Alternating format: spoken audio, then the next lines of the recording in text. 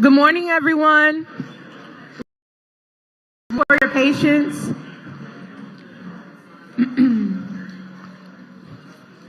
And the people in the line, can you listen up front, please? Thank you. And thank you for coming to our November 20th, 2025 special magistrate hearing for the building division. At this time, if you wish to speak at today's proceedings, please stand and raise your right hand.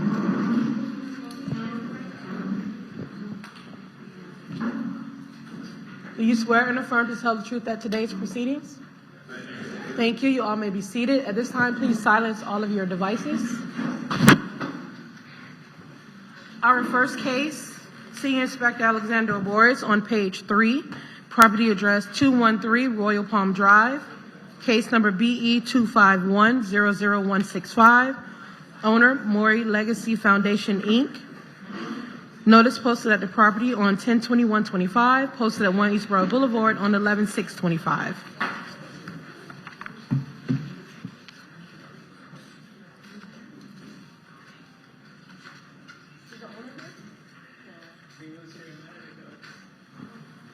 Is the owner here for 213 Royal Palm Drive? Yes. He's in the restroom? It seems like I think they went to get him. Okay, we're going to hold off on that one. Oh, here it comes. He's there? Okay.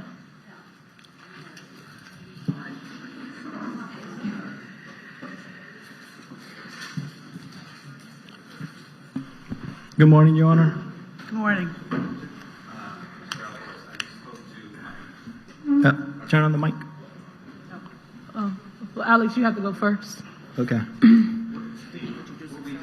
Oh, one moment, sir. He has to present the case first. We discussed it beforehand. I'm willing to accept what we discussed. I know, but he has to present the case first. I have to, Thank yeah. you.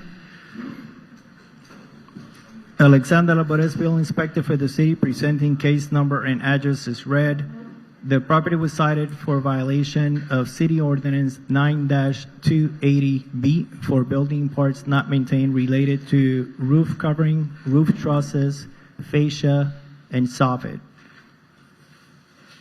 And the case was created on 10/15/2025, inspection report 10/16/2025. The city is requesting for the magistrate to find the violation in 6th and to grant the property owner 28 days to come into compliance or a fine of $500 per day thereafter, and a mandatory reappearance in 28 days.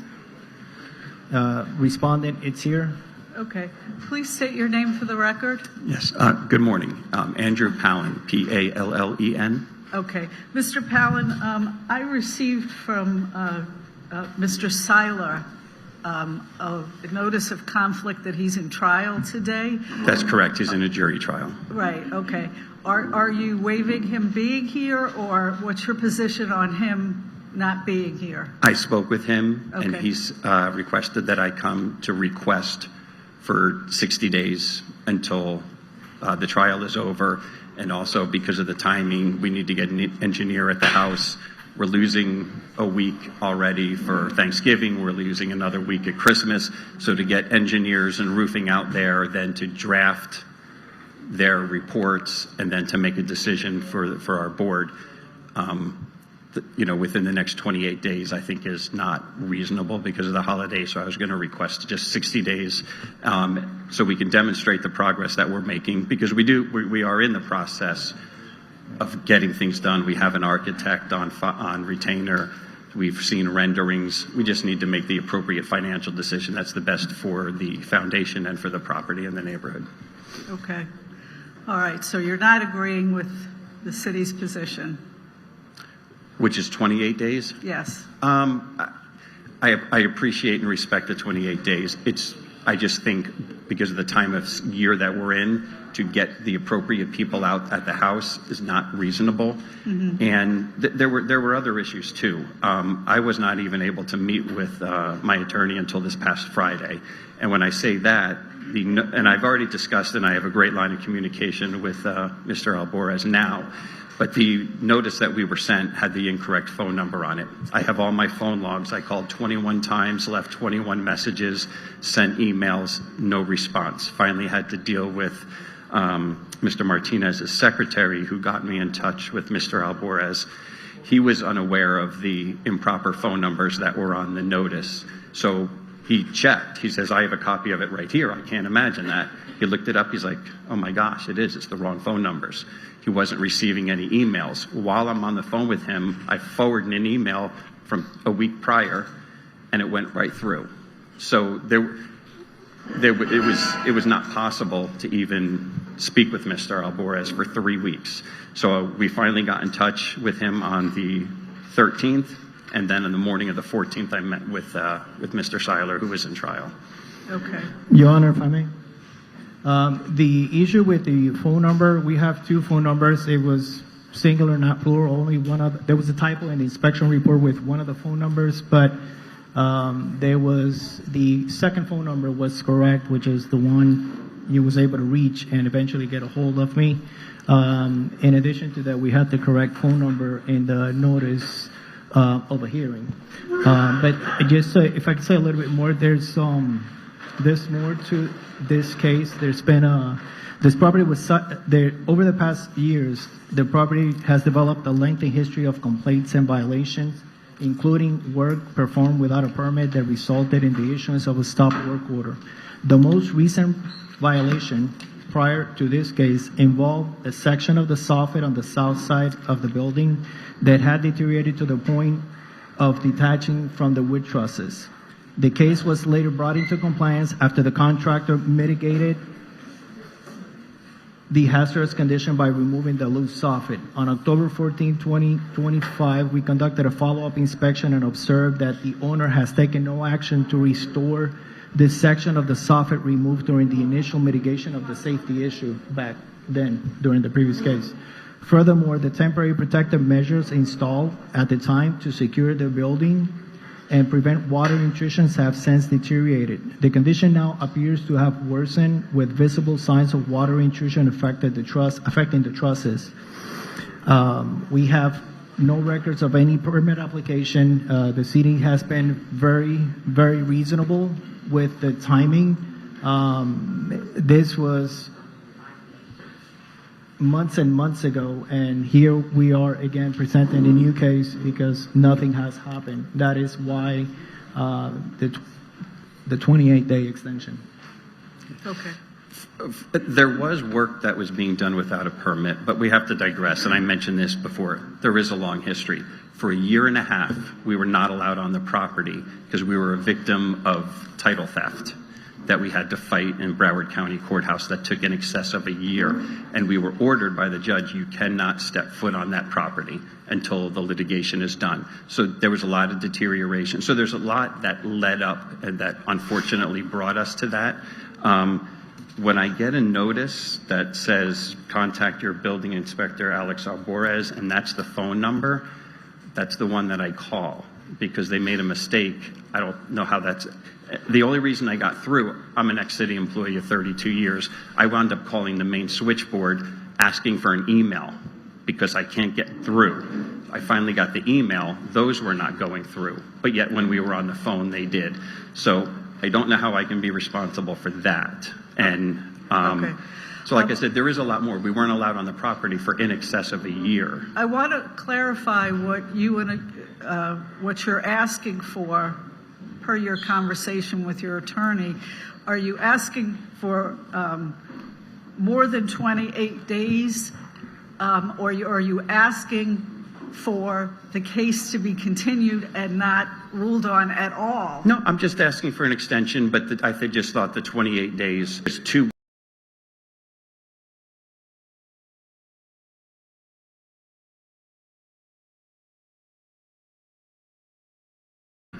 It can be the same remediation that was done by the construction company that satisfied it the first time. I can get them to go out there and cover it in the exact same fashion, but in a stronger fashion, because it did deteriorate, not disputing that at all. Mm-hmm. So that I can get done. I can get that done within the next week, just so Okay. there's a covering, so there isn't any water intrusion and any further damage. Okay, would that satisfy the safety concerns? I would recommend doing that. However, that would not be enough because at this time we're beyond that, Your Honor. Now it's at the point, if you look at the photos, the trusses has suffered damage. Okay, that needs to be evaluated by a professional engineer. And he needs to come up with a prescribed remedy. How is that going to be corrected? That will require a permit and a plan review, and that's where it starts. In addition to that, once the trust issue it's corrected, then we move on into other things. Now you have roof covering, you have soffit, you have fascia. So that is a great idea. However, by doing that, we're still in the same position where 28 No, days. I understand that there's still stuff that would have to be done on the building, but what I'm trying to balance is the safety concerns with the fact that they're asking for more time, and so I'm trying to see if there's a way to address both. And like I said, if it weren't these holidays, it wouldn't be an issue. But like we said, just getting the appropriate people out there over Thanksgiving and the religious holidays in December is difficult. Mm-hmm. Okay. So that's all. I'm just to delay for the either 45 or 60 days, just to give us that The city's time. also And I'm requesting confident. mandatory reappearance. At that time, they will have an opportunity to let us show what they've done to correct the problem. They have multiple options. They can even, if they choose to they can demolish the house. That's also an option, or make the repairs as required. But they would have to go through the permit process. So there's, we haven't seen any real progress, and I mean, like I said, there's a whole history of cases that has been open, and that's why we are where we at. Okay. I'm confident that if we get this time, that we will be able to come back to you and give you the big plan, whether we're going to renovate or demo and completely rebuild. To make that decision based on engineers' recommendations, 28 days over the holidays is difficult. 45 or 60 days to allow us to have that time, I'm confident we'll be able to come back and show the board that we'll.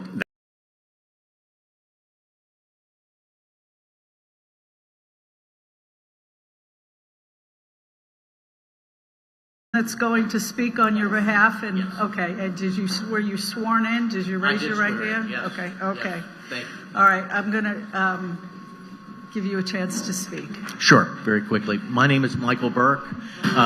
These folks here, we're neighbors. We're part of the homeowners association in the area.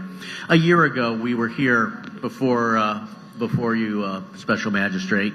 They were in violation. Jack Seiler was here.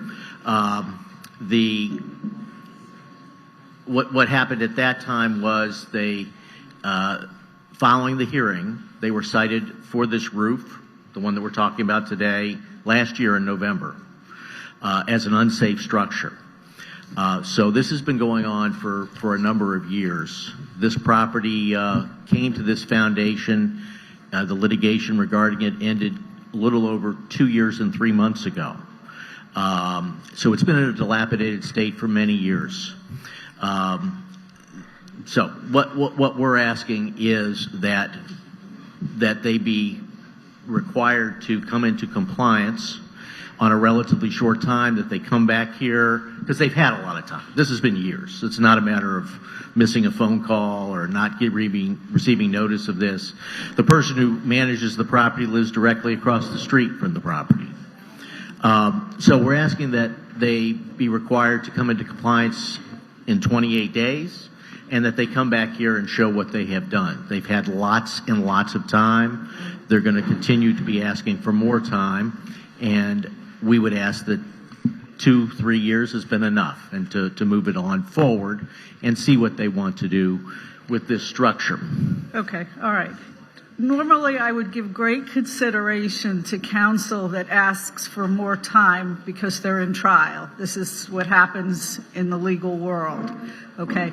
But that can't be trumped by the safety concerns here. And so what I'm going to do is I'm going to grant the city's motion for 28 days, and you're going to come back. I'm not sure it's going to be in front of me or the other magistrate on 12/18 to address what you did in order to address the safety concerns. Okay. And to give me an update and information on the plan going forward as much as you're able to do at that time. Understood. If at that time Mr. Seiler wants reconsideration for any of my rulings, I'll deal with that then, okay? Understood. Thank you very much for your time. Thank you very much. Yes, thank you.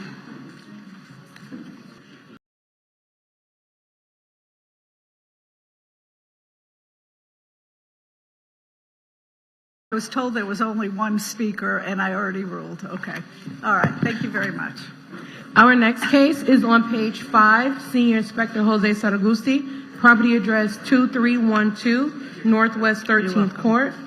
Owner, Christine Kane Jackson. Case number BE 25070223. Notice posted at the property on 9/8/25. Posted at 1 Eastboro Boulevard on 11/6/25. Okay.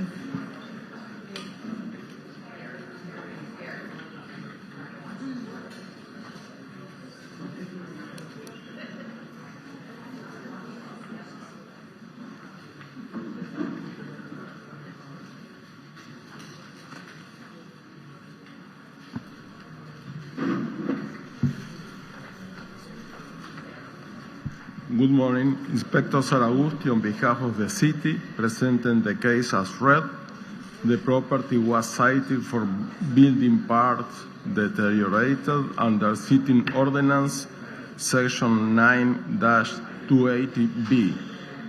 There are building parts which are deteriorated and no maintenance in the porch roof. The case was opened in July 25th, 2025. Inspection report was made in July 25th. I'm sorry, Jose. Sorry to interrupt. Excuse me, everyone. Can we please lower our voices? If you have to have a conversation, please step outside. Thank you. Go ahead, Jose. Notice of hearing was posted in the property in August 29, 2025. I've been in contact with Ms. Christine, the property owner, and we're asking the magistrate to find that the violation exists and to grant the property owner 117 days to come into compliance or a fine of $50 per day thereafter. I will let the respondent to speak. Okay. Please state your name for the record. Christine Kane Jackson. Good morning, Ms. Jackson. Good Are morning. you in agreement to bring the property in compliance within the next 117 days? Yes. Okay. Now, if you run out of time, the fines will begin to accrue. So if you have a problem, make sure you contact the inspector and let him know what the problem is, and you can Okay. request more time. All right, I'm listed with, rebuilding. Okay. Rebuilding organization. Explain to me what that is. They rebuilding together with Broward, Okay. and they help people who need help. Okay, good. And now this is nothing's going to start until January because that's when the grant starts. Okay. For 2026. Okay. But once they get started, then I can update. Okay. As to All where right. we So are. if the property's not in compliance in 117 days, give us some time to act will. on it. I will. A couple weeks before, touch base with the inspector, and we'll see where we stand. Okay. Sure. All right. Thank you Thank very you. much. Good luck to you. Thank you. Our next case is on page 21. Inspector Linda Holloway. Property address 413 Southwest 3rd Avenue. Owner, Water Taxi 18 LLC, case number BE 24050184. This case was first heard on 7/18/24 to comply by 8/15/24, fine suspended as noted. One section complied at $100. City is requesting to impose administrative costs of $2,000. Sorry. Good morning, Inspector Linda Holloway on behalf of the City of Fort Lauderdale. Case number and property address is read.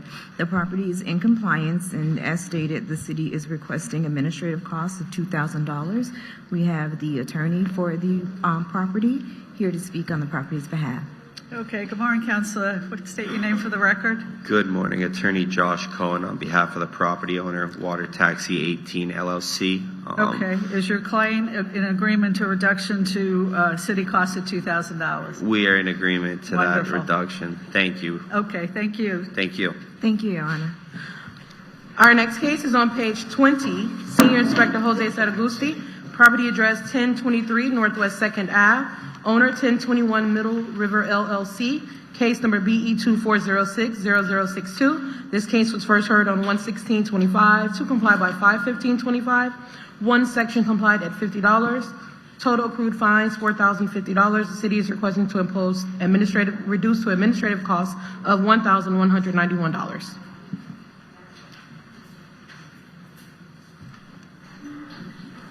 Inspector Saragusti, on behalf of the city, presenting the case as read. The case is complied. The city is requesting administrative fees of $1,191. I will let the respondent to speak. Please state your name for the record. Thank you, Ms. Flynn. This is Bryce Gilbert on behalf of 1021 Middle River. We're requesting that no fines be provided here. What happened was there was a prior owner, and there was a compliance request for the 15th, May 15th. They closed on the property in 10 days, and it was closed on from the 14th. Immediately on the 14th, they requested a permit. They submitted the permit application and sent an email at 10:23 a.m. that day, asking for a permit approval or advising that they submitted a permit for a demo. That wasn't issued until 2 months later, and then they immediately demoed the property. They moved quickly, they moved efficiently, and now what they're doing is their plan is to do a duplex, so they're going to beautify the area as well. So we're requesting, although I do appreciate the reduction to 1,000, we are requesting that it be reduced, it be just zeroed out. Okay. Obviously, you know that you take subject to the existing conditions on the property and the existing problems with the property, including violations, et cetera. And under the circumstances, I think to reimburse city costs and waiving the fines is a fair thing to do. Okay. I appreciate it.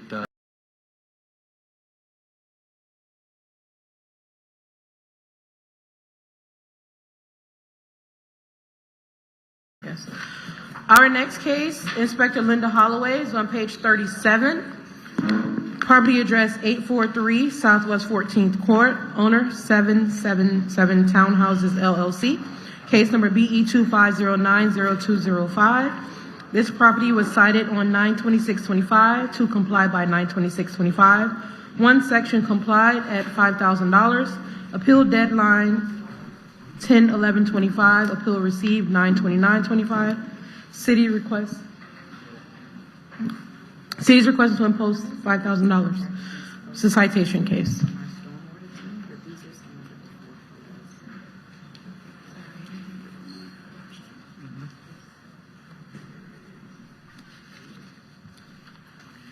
Good morning, Inspector Linda Holloway on behalf of the City of Fort Lauderdale, presenting case BE 25090205. Property address is read. On September 26, 2025, a complaint of area flooding from our city stormwater department revealed the following repeat irreversible violation was observed and documented by our city stormwater crews. Violation 2514, there is silt sediment matter discharging into the city's inlets.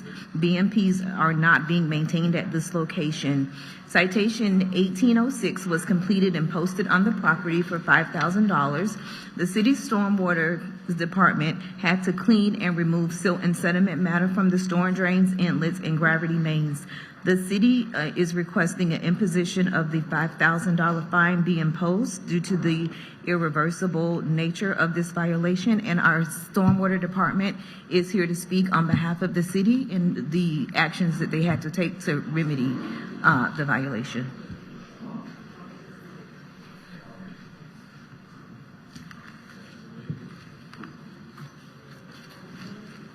Yeah. One Hello, moment. how are you? Just one moment, Mr. Levy. If you can allow Marie Pierce. Hi, for the record, my name is Sandra Marie Pierce. I'm a city employee with the Public Works Department. I work as the Stormwater Operations Manager for the Stormwater Operations section. I'm here with two of my operators today. So on September 23rd, we received a pretty intense rain event that happened in concurrent with our king tides. This was an after hours event. About 6 o'clock, I received a phone call from the director's office. We had some issues in River Oaks. So I reported to River Oaks and spent about the better part of 2 hours in that community. On my way back home, because I happen to live in Croissant Park, I came across, as I turned to turn down my street, I came across the flooded property of 14th Court and 9th Avenue. At that point, I knew that the street was not passable. So the adjacent church always keeps barrels and the cones out. So I went ahead and deployed cones and the barrel, took the measurements that you see there. My immediate concern was getting the roadway open because church was in session, and I wanted to make sure that it was about 8 o'clock at that point, people that were leaving that community event were not going to drive into a flooded roadway. So I put out as many cones as I could safely put out, and put out a couple barrels also on 14th Court. Reached out to my after hours chief, who was Tori Wallace, and he coordinated for the jet vector operators to, once they got done in River Oaks, to go ahead and head over to this street to pump down. Again, the main concern that night was getting the road passable. Right. My conversation with the chief was, if you come across any findings, because I could clearly see that we had a construction site at that location, would be to send the Vector truck back out in the morning to better ascertain exactly what could have been impacting the drainage in that area. And that's basically what happened. When they were pulling down the water on the 23rd, they discovered that they did have a clog, but we weren't going to stay and work into the evening to try to troubleshoot it. So the next morning they came back out, and they're here to provide that level of detail.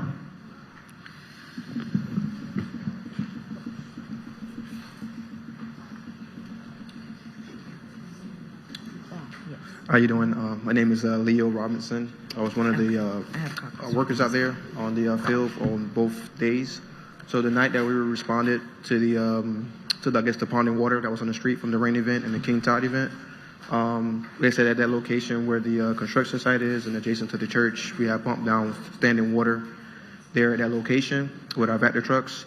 Like my manager was saying earlier, we couldn't really properly assess the area as far as being clogged in that area.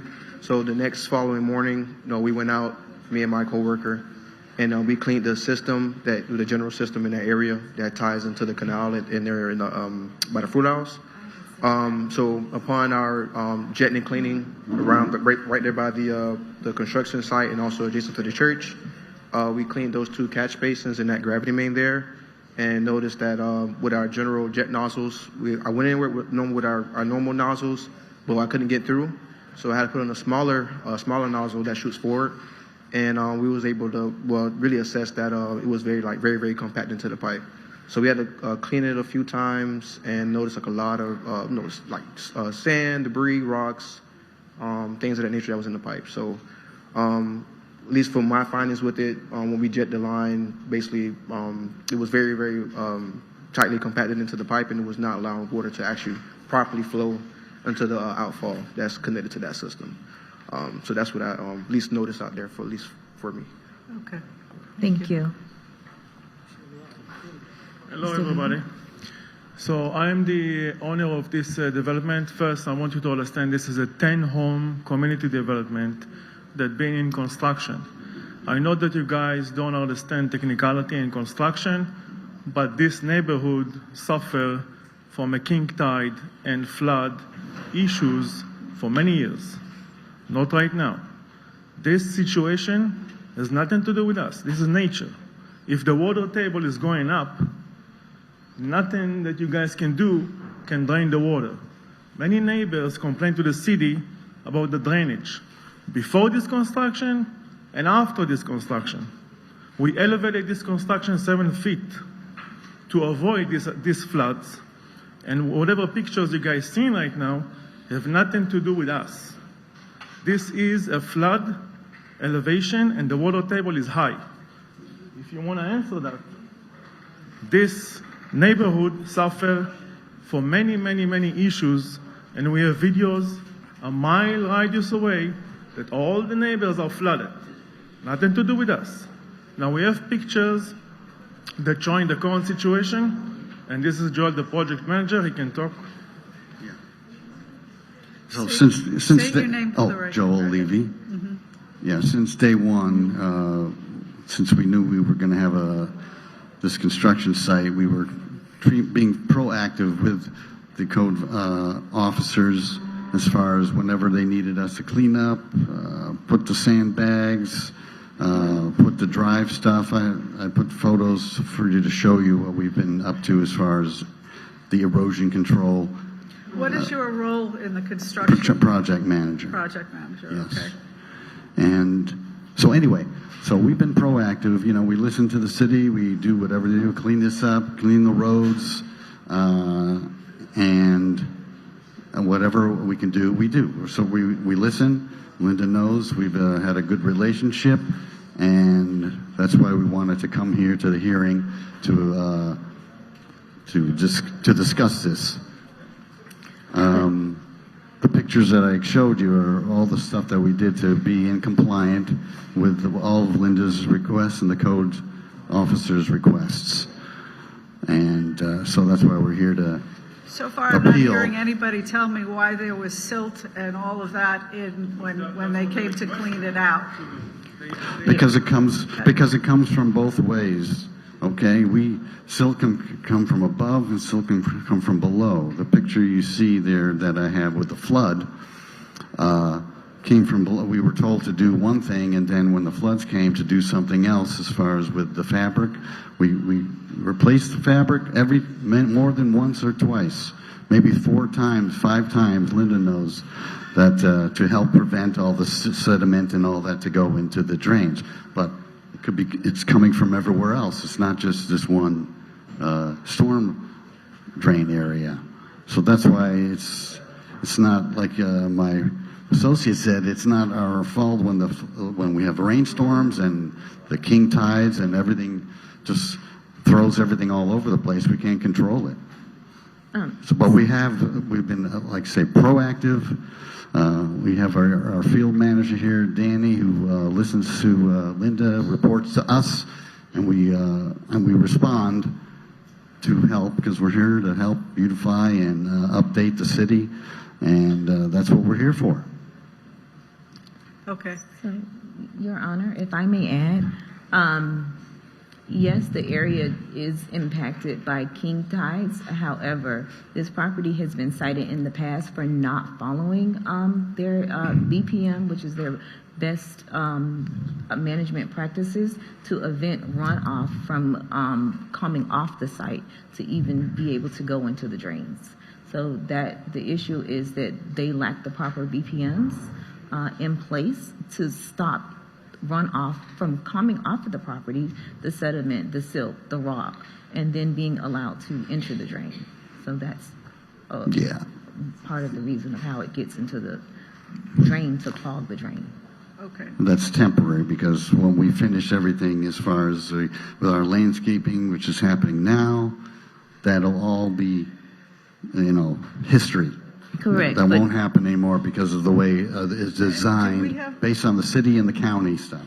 Right, but as part of your SWPP plan, your stormwater protection plan, you're required to have these practices in place during construction, again, to prevent runoff and to prevent things like this from happening. Yes, but some things we can't control, as you know. So we do the best we can, and we've been proactive from day one. So that's all I can tell you.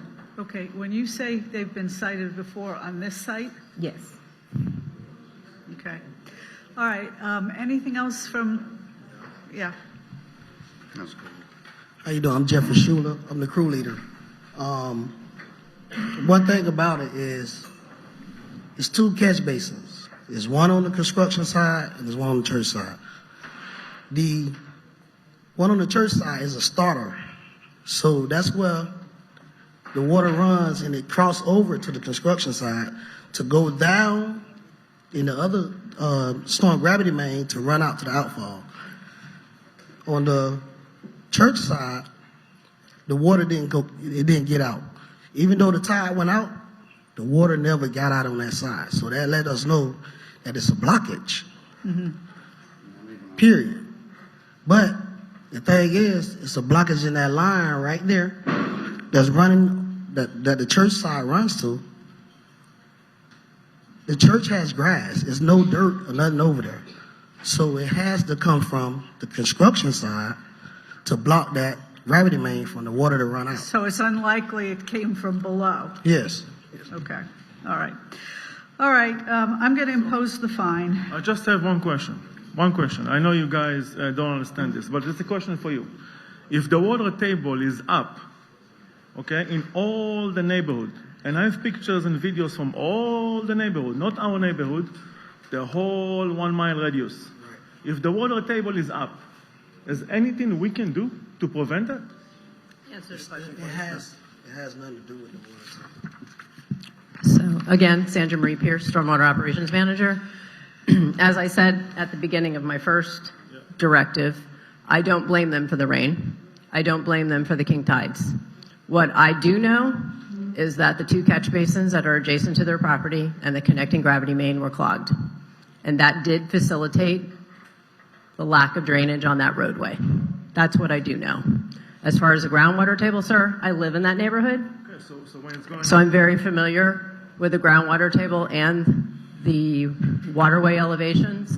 And as I said previously, we do have tidal impacts in that neighborhood that will be addressed under Phase 2 stormwater master planning efforts. But other drains in the area were draining properly. So the entire drainage network was inspected the next morning when they came out, and the only clogged, basins that they found were the two that were adjacent to the construction site. Okay, my ruling stands. Thank you very much, everyone. and I can explain you why.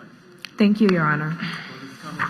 Our next case is on page, I'll give Linda a break, is on page 25, Senior Inspector Alexander Boris, property address 1612 Southwest 12th Court, case number BE 24040093, owner Ryan and Christina Tucker. This case was first heard on 1/16/25 to comply by 5/15/25. Fine suspended as noted. One section not complied at $50. The city is requesting to impose the full amount of $6,250, which continues to accrue.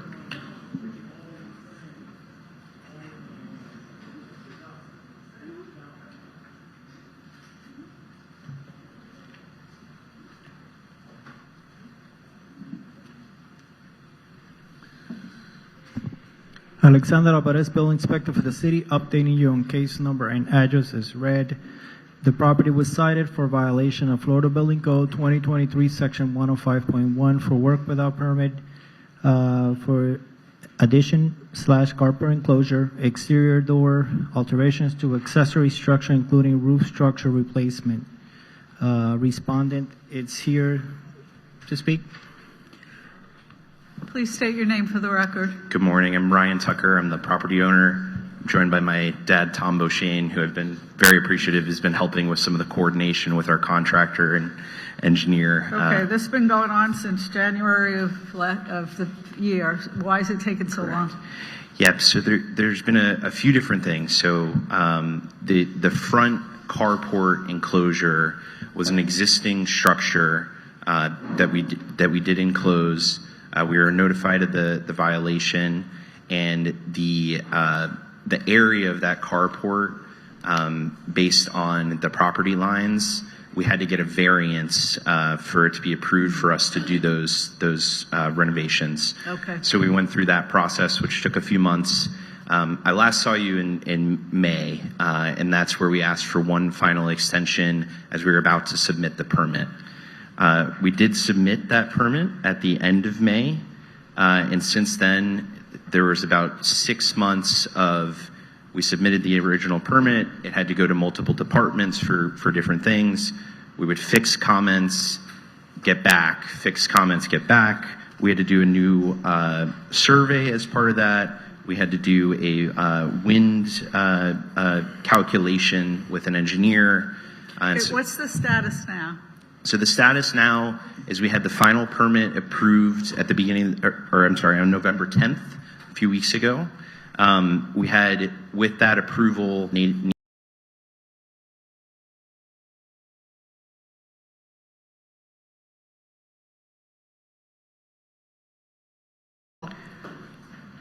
I think if we had 60 days with the holidays coming, 30 days if you're not able to grant that, we could have that done. That is for the carport portion. The accessory structure that Inspector Alvarez mentioned, basically with this process with the carport, we've understood and started a variance process for that, but then we understood where it is. It's within the utilities area. It was an existing structure that we renovated. Basically, we don't think it's worth the extra time that this will impose, the money with all that process. So you're going to take that part down? So we're going to demolish that part, Okay. so that once we finish the final with the permit for the carport, we'll be in full compliance by demoing the back shed as well. Is the city opposed to additional 56 days? No, like you mentioned, they did get the carport permit is issued. We still have the issue with the accessory structure, which he just brought to our attention that he's willing to remove. So, yeah, city supports an extension. Okay, 56 days, and I'll suspend the fines during that time. Thank you very much. You're welcome. Thank you. Our next case is on page 16, Inspector Severian Onescu, property address 1436 Southwest 18th Ave, case number BE 2506-0130. Owner Tahir Kagani Amadov. Notice posted at the property on 8/11/25. Notice posted at 1 East Borough Boulevard on 11/6/25. Oh, I'm sorry. It's not 1436. It's 1475 Southwest 18th Ave. Everything else I read was correct.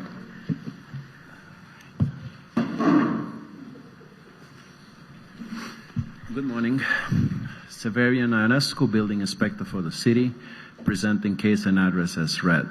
This property was cited for violation under Florida Building Code 105.1, work illegally performed without obtaining the required permits in the following manner, but not limited to interior alteration, electrical and plumbing, windows and doors, excluding the front entrance door that had a permit, kitchen and bathroom remodeling. This case was opened on June 12.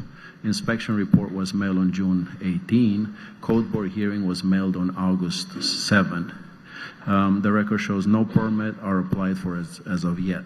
The city is requesting the code board to find the violation exists and to grant the property owner 117 days to come into compliance or a fine of $50 per day thereafter. I will allow the respondent to speak. Please state your name for the record. Sure. Ari Bragan for the property owner. Okay. And is your client in agreement with 117 days? No. In fact, this is a case that needs to be dismissed.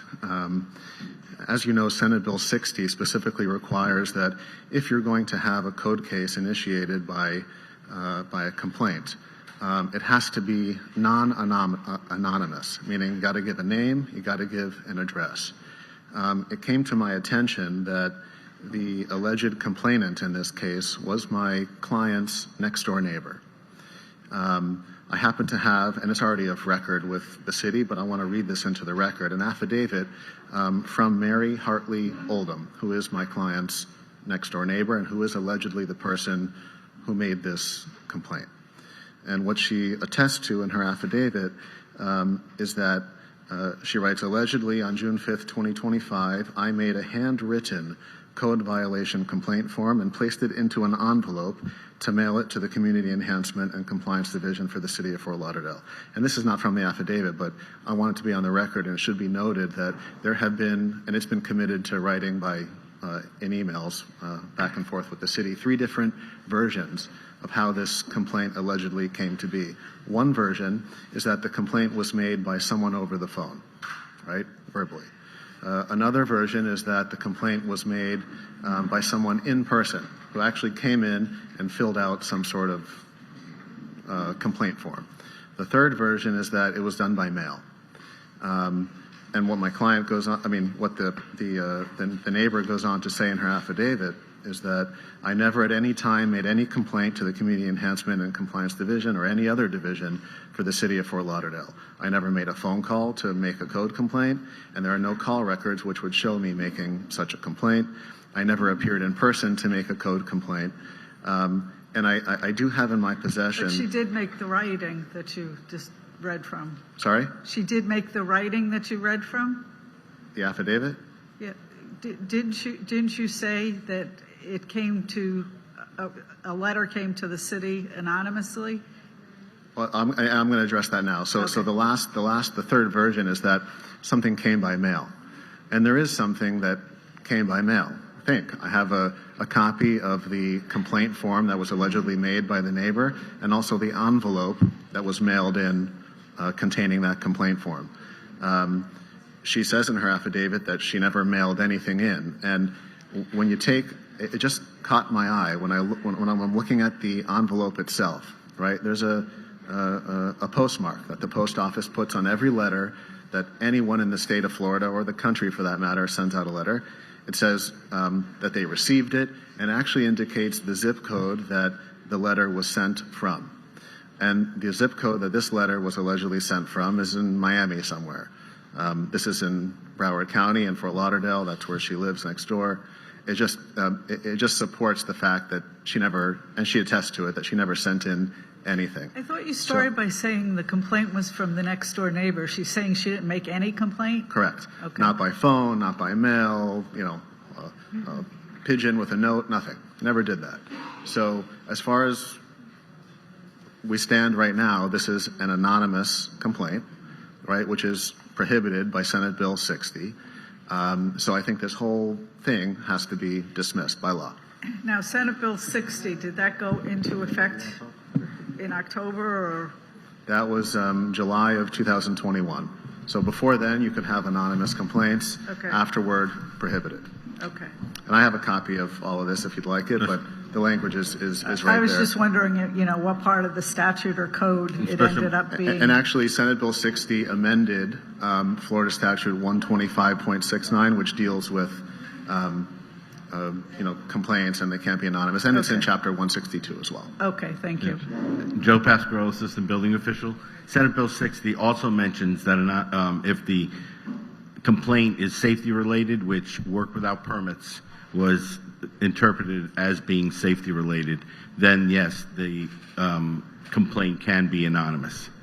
And he's correct, but the problem with that, Your Honor, is that although Senate Bill 60 and the statutes do say that if the officer has reason to believe that there's an imminent life safety, health, threat to the public, imminent threat, right, that there can be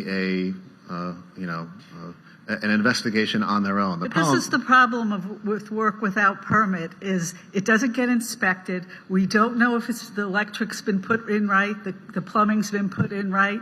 And so that's what creates the safety hazard. I'm with you, but this inspector, the city would not have known anything about this had it not been for this non-anonymous complaint, which we know was actually anonymous. And so the whole complaint itself has to be dismissed. Okay, but on top of that, what are you suggesting that your client should do now? Not have to go through the after permit process? well, it's my client's position. I don't even think I have to get into that, but it's my client's position that there was no non-permitted work. But before we even get there, I have to address the threshold issue of the complaint itself. And for that matter, if the city was claiming that this was an imminent life safety threat, city has its own procedure for dealing with that. There's a separate life safety notice that's sent out. They don't just let this ride as a normal code case, and that's what they've done. They're now saying imminent life safety threat, but they haven't said anything up until now. And in fact, the city's own code, I'm going to read you the specific portion, or rather it's from Florida Statute 162.06, subsection 4, says that if there's a belief that it's an imminent life safety threat, well, there are certain procedures that have to happen. You have to notify the property owner, life safety. And we all know that when it's a life safety allegation, there's a separate notice that goes out. It's not just a normal code case. So that didn't happen here. So I think the suggestion, although it's true. I mean, statute says what it says. If it's life safety, then maybe it can be an anonymous complaint. But those procedures weren't followed here. So maybe they get another, bite at the apple, but not today. This case has to go by law. We do send out an inspection report that the homeowner gets, and in the inspection report, it pretty much explains the violation and everything that follows. So. I agree with that. And what was sent did not indicate in any way, shape, or form that this was an imminent life safety threat or anything of that nature. So that just wasn't done here. And city records reflect that. But this is the reason why we do permits in the first place. And I don't know that, maybe the city attorney can weigh in, that it's necessary under the statute that he quoted to follow that for every single non-permitted case. Right. So according to the statute, and this is the one. Oh, I'm sorry. Kimberly Cunningham, Mosley, Assistant City Attorney. You need to turn your mic on. Oh, I didn't turn it on? Yeah. Okay, right here? Yeah. Am I There good? you go. Okay. There you go. Kimberly Cunningham, Mosley, Assistant City Attorney on behalf of the City Attorney's Office. So, yes, according to Florida Statute 162.06, yes, it can't be an anonymous complaint. However, the city's position, again, is that it was a public health, safety, and welfare issue. The city does, the statute affords the city that latitude, as well as Article 3 Code Enforcement Procedures, Section 1111, subsection D. It also permits the city that latitude, where it says if the code inspector has reason to believe that a violation presents a serious threat to the public health, safety, or welfare, or if the violation is irreparable or reversible in nature, the code inspector may proceed directly to a hearing upon approval of the director or of the Development Services Department without notifying the alleged violator. Is there anyone living in this house? Yes. Okay, yeah, well. And I'm not arguing with the language that was read, but what I'm saying is that the city of Fort Lauderdale's own code, which mimics Florida statute, the procedures weren't followed. So if your position is this is life safety, well, then you should have followed the procedures that say put the alleged violator on notice. You can't now say, well, it's our position that it's life safety when you didn't do all the steps to get there. They can try and refile the case, but Florida statute is clear. The city's own procedures are clear. Arguably, he has been put on notice. That's why you're here. Right, but the burden is on the city to show that it followed the proper procedures. Right, can't be an anonymous complaint. If you think it's life safety, you have to say something about it. That wasn't done, so you can't just simply say, "Well, you're here now, defend against it." If it's facially deficient, it's got to be dismissed. They can refile if they want. Special Magistrate, I'm a little bit perplexed that the counsel is saying that his client saying that their contention is they did no work without permits. You don't have to be a contractor, an inspector, or anything like that to realize there's clear evidence that work was done without permits. And like you said, what are we looking to do? Are we looking to say that it doesn't exist when there's clear evidence? We're not here to penalize anybody. All we're looking is for compliance. We would hate to see a new property owner purchase a property where there was deficient construction methods used. And as far as the process is concerned, that's our prerogative, what strategy we're going to use to see this come into compliance. If we feel taking this case to this hearing is the most effective way to bring compliance, that's our prerogative. Respectfully, it's not his prerogative to contradict Florida law. If his prerogative is to contradict Florida law, that's a problem for the city. And second of all, there's been no evidence submitted or introduced here today, zero, except for pictures. I don't know what they're of. No one's introduced them. Okay. This is a quasi-judicial proceedings. I understand. And this is sufficient for this proceedings. Okay. Okay, what has been done in the pictures they've showed me. I'm going to deny the motion to dismiss, but if you want to make an argument regarding whether or not they did the permits, then you're welcome to do that. Well, because it seems to me you're just kicking the can down the road when we have a safety issue here, and I'm not going to let that happen. Well, no, I'm not kicking any can down the road. I think that if the city tried to refile this case, they couldn't, and they know that. The only way that this is here today is because we have a bogus complaint by an anonymous complainant, and we don't have a life safety violation. I'm not kicking the can down the road. City would not be able to refile. What you're looking at are pictures. I don't know from where. Apparently, there are 47 photos. This doesn't prove that there was unpermitted work. Okay, we've been through all of this. The motion to dismiss is denied. Do you want to argue or present evidence as to whether or not there was a permit? Well, I'd like to hear what the city's evidence is first before I respond. Well, the city has testified there's no permits in the system. Okay, so I mean, quite simply, the pictures that you see here depict the state of a property that was always like that. There was no unpermitted work. How do pictures prove that there was unpermitted work? Do you want to address that, Inspector? Yes, we use pictures available online from the property before and after, and we check our records for permits.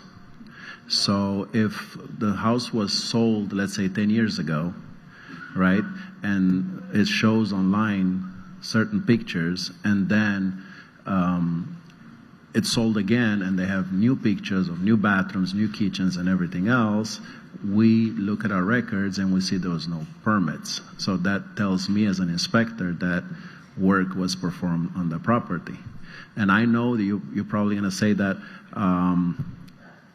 this was before they bought the house, but unfortunately, the way the law is written, the new homeowner inherits the unpermitted work. No, I wasn't going to say that at all. So, okay.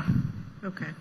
So, all right, 117 days or $50 a day thereafter. May I respond to what he said? He said to Briefly. you that, and I'm familiar with this tactic, right? Let's go online. Let's look at listings. Someone can list a renovated bathroom, a renovated kitchen. That doesn't mean work was done without a permit. Maybe they're poetic in their listing and they're describing it as updated to try and sell a property. First of all, second of all, he mentioned that he will look at before photos and after photos. I don't see any set of before photos and after photos. All I see is one set of photos that doesn't prove anything. Okay, he's testifying he did that. So, and I'm going to take that testimony considered with everything else. And your client has 117 days or $50 a day thereafter. Okay, thank you. Thank you. Our next case is a new business case on page 2. Inspector Linda Holloway, property address 941 Southwest 19th Street, owner Kyle Meredith, case number BE 25070038. Notice posted at the property on 10/3/25. Notice posted at 1 Eastboro Boulevard on 11/6/25.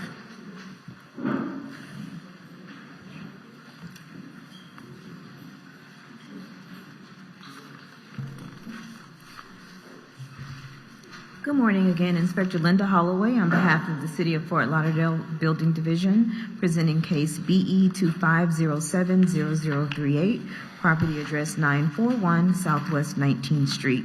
The property was cited on July 9th, 2025, and the following violation was observed as depicted in the photos. 9-1D.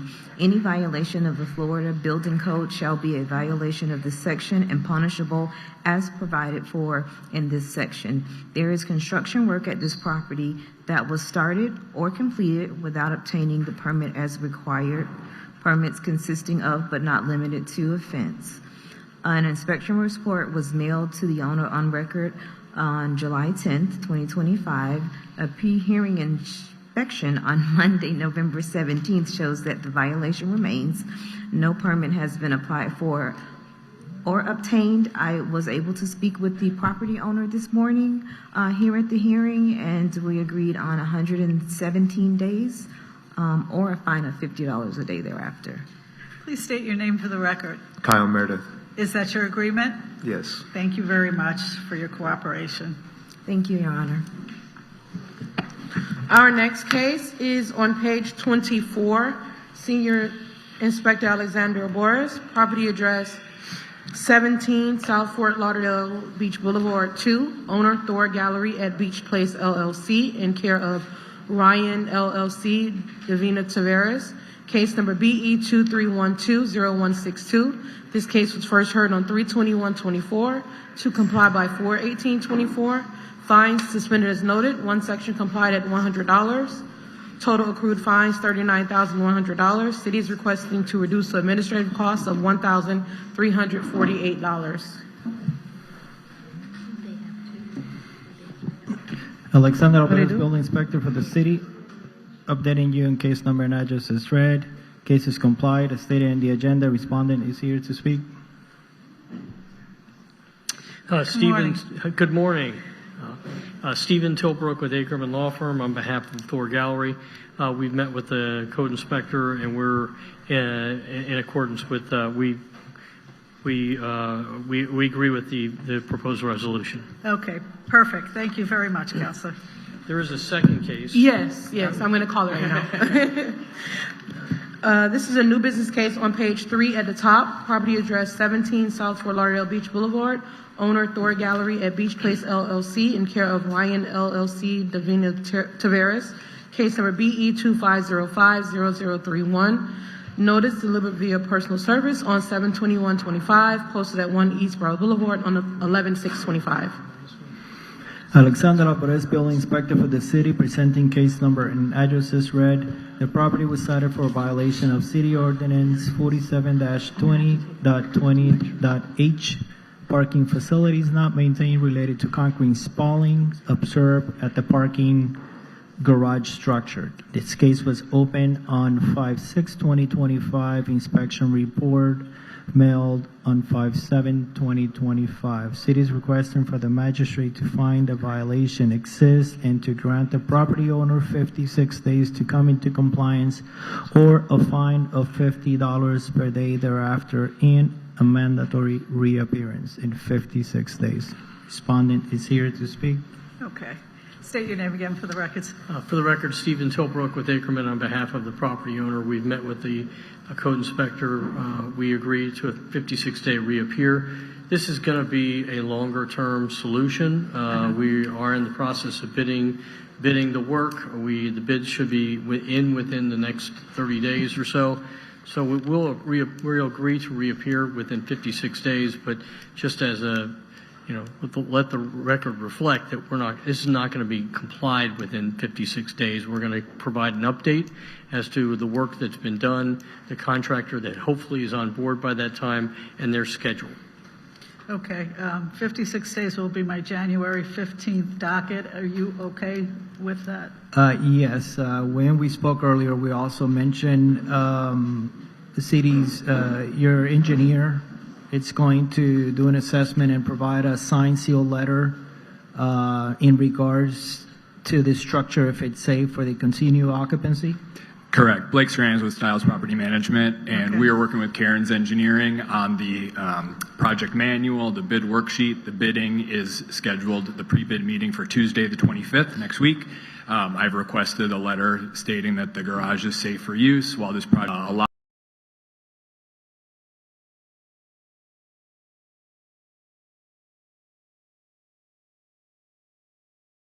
Thank you. Appreciate that. Thank you very much. Thank you. Our next case is on page, 22. Senior Inspector Jorge Martinez. Property address 1000 Southwest 29th Street, 1-2.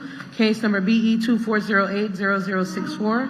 Owner, Latrell Baker. This case was first heard on 4/17/25 to comply by 8/21/25. One section not complied at $50. City is requesting to impose the full amount of $4,500, which continues to accrue.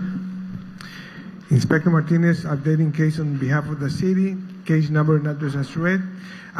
This case is not in compliance. I'm gonna let the respondent speak. Please state your name for the record. Good morning. My name is Latrell Baker. Okay, Mr. Baker, have you applied for the permits? I have not. I had back surgery and was out of work for quite some time, so I'm going to get started with it now. Okay. All right. How are you okay now to get the permits squared away? I'm going to try. Okay. All right. Mrs. City, City won't oppose to a 91-day extension. 1 day? No, 91. 91 days. My hearing. And to stop the All right, fines. 91 days, and I'll suspend the fines during that time. Thank Okay? you. Good luck to you. I didn't hear. Our next case is on page 27. I'm sorry, Your Honor, can you repeat that order? What was just ordered? 91 days and suspend. Okay, sorry. During that time. Our next case is on page 27. Senior Inspector Jorge Martinez. Property address 815 Southwest 30th Street. Owner, Oak Tree Garden Condo Association, Inc. Case number BE 240700306.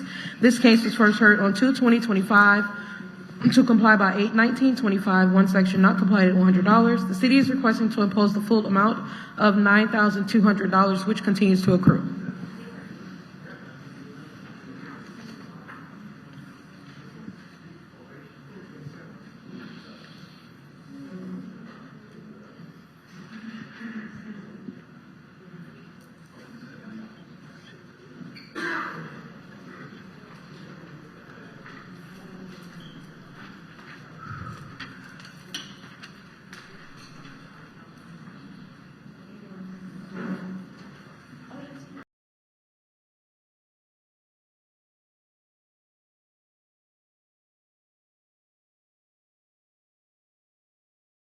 The case is not in compliance. I'm going to allow the respondent to speak. Please state your name for the record. My name is Thomas Stanford. I'm the president of Oak Tree Gardens Condo Association. Okay. Why don't we have the report? Say it again? Why don't we have the report? I have tried everything in my possible being to get this done. I spent my 70th birthday meeting with the inspector to get it done on Labor Day, September 2nd. I've been told numerous excuses, promises. Then we got to finally, we got the thing inspected, and then we got into the permits with the inspector, and it just seemed like there was delays. And I've been told over and again the work will start this day, and it's never been started. And today, in fact, they're supposed to start today. We had to move cars because they were supposedly going to bring a dump truck and start the construction today. And I've done everything in my power to make this happen, and it's just not happened. I don't know why. I don't have an excuse. We're a small association of 16 units, mostly working class people, a few retired people, and we're trying to get this done, and it's just not getting done. And I have no excuse other than I've tried all I can do. Could you explain to him what's necessary to I will step out when you rule, and I'm going to explain to him what he needs to do without, trying to help him a little bit. Okay, all right, because it's the report that needs Yeah, to be... they submitted a report already with repairs required. Okay. And they haven't provided us with a letter, engineer letter. I don't even know if it has issue permit, but now I'm concerned that what work are they doing without any permits issue, Okay. So the city stands to impose the fines today, and if I see that they have permits issued already, I'm going to explain to him outside the hearing so he can provide me the letter and we bring it back. And The letter saying that it's structurally safe? And exactly, and there is a permit and they need an extension to complete the repairs. Yeah, I think you missed a step here, and that's the problem, okay? I'm going to impose the fine. However, the inspector will work with you. You'll get it all done, and then you can come back and ask for reduction to administrative costs, or you can go through the amnesty process where you'll only pay like 10% or something like that. So we will work with you, but this has gone on since February, so we have to move it along, okay? Okay. All right. Thank you, Your Honor. You're welcome. Thank you very much. Thank you. At this time, Your Honor, the city is taking a 5-minute recess. Okay, thank you. Richard, he said he needs you to do the 11th and the 18th. You were able to do both? Yeah. Okay.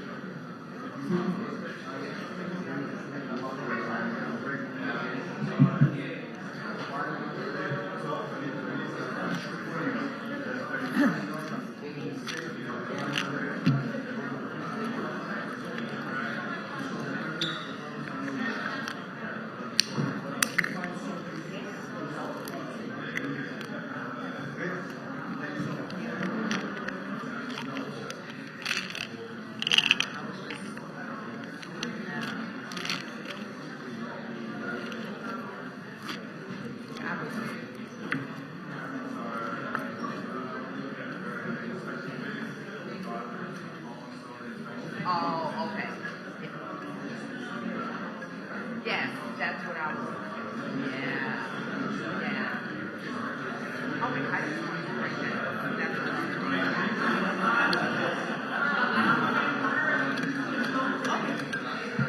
I just thought that.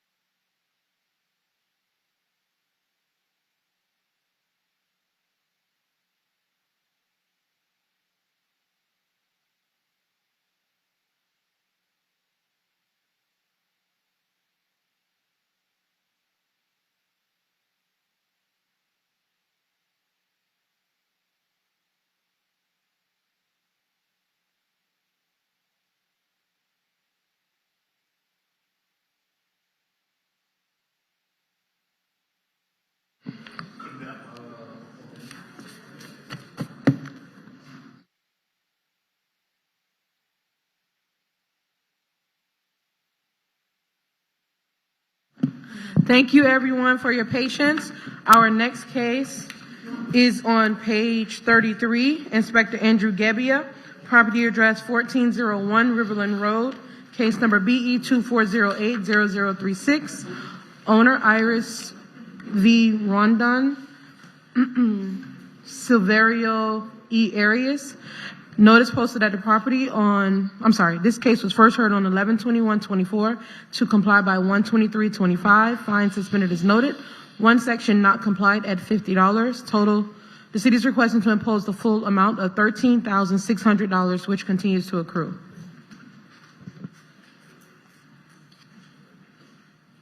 Andrew Gebbia, building inspector for the city, presenting case. Andrew Gebbia, building inspector for the city, presenting case and address is read. This case is not complied. The city is requesting the fines be imposed. I will allow the respondents to speak. Please state your name for the record.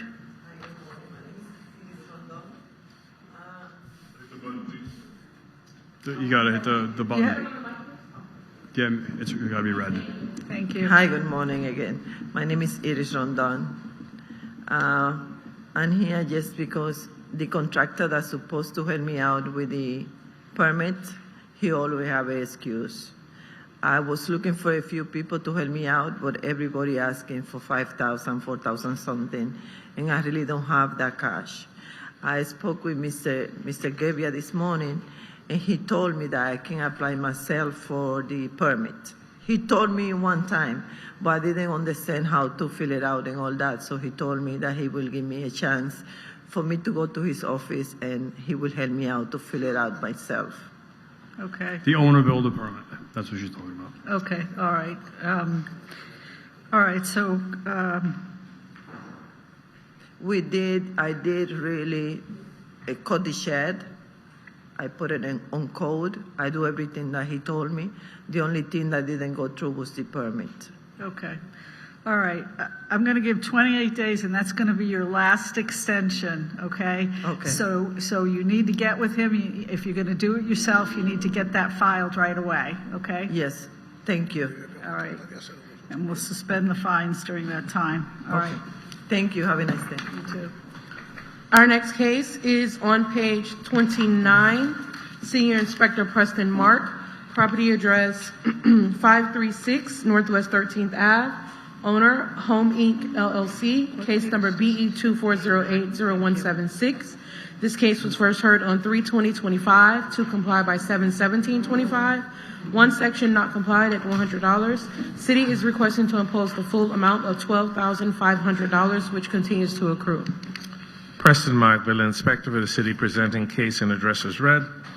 This is an expired permit case which is not in compliance. The city is requesting that fines be imposed. The respondent is here to speak. Please state your name for the record. Paula Coutinho for Home Inc. LLC. Okay. So- What's the status of these permits? Yes, we just acquired the property at the end of last month. So this apparently based on the previous owner, their contractor had passed away. So what happened is we just acquired the property. On the same week that we acquired the property, we submitted the permit, the permit renewal that is in the city right now. That is a hold because we had to do the change of contractor. And so, but the change of contractor is being done, everything has been done. So we wanted to request an extension so we can put everything back in place. How much time are you requesting?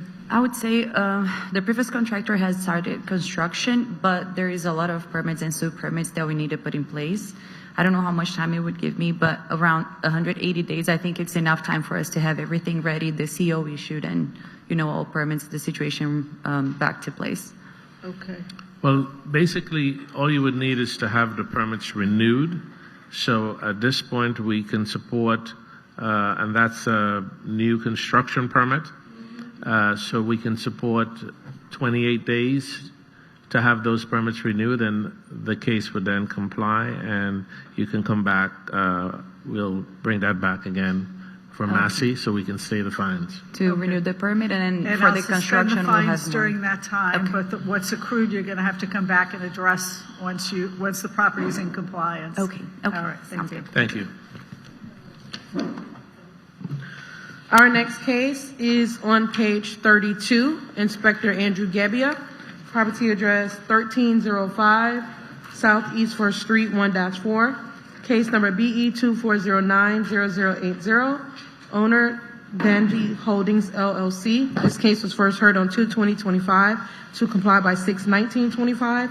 One section not complied at $100. City is requesting to impose the full amount of $15,300, which continues to accrue.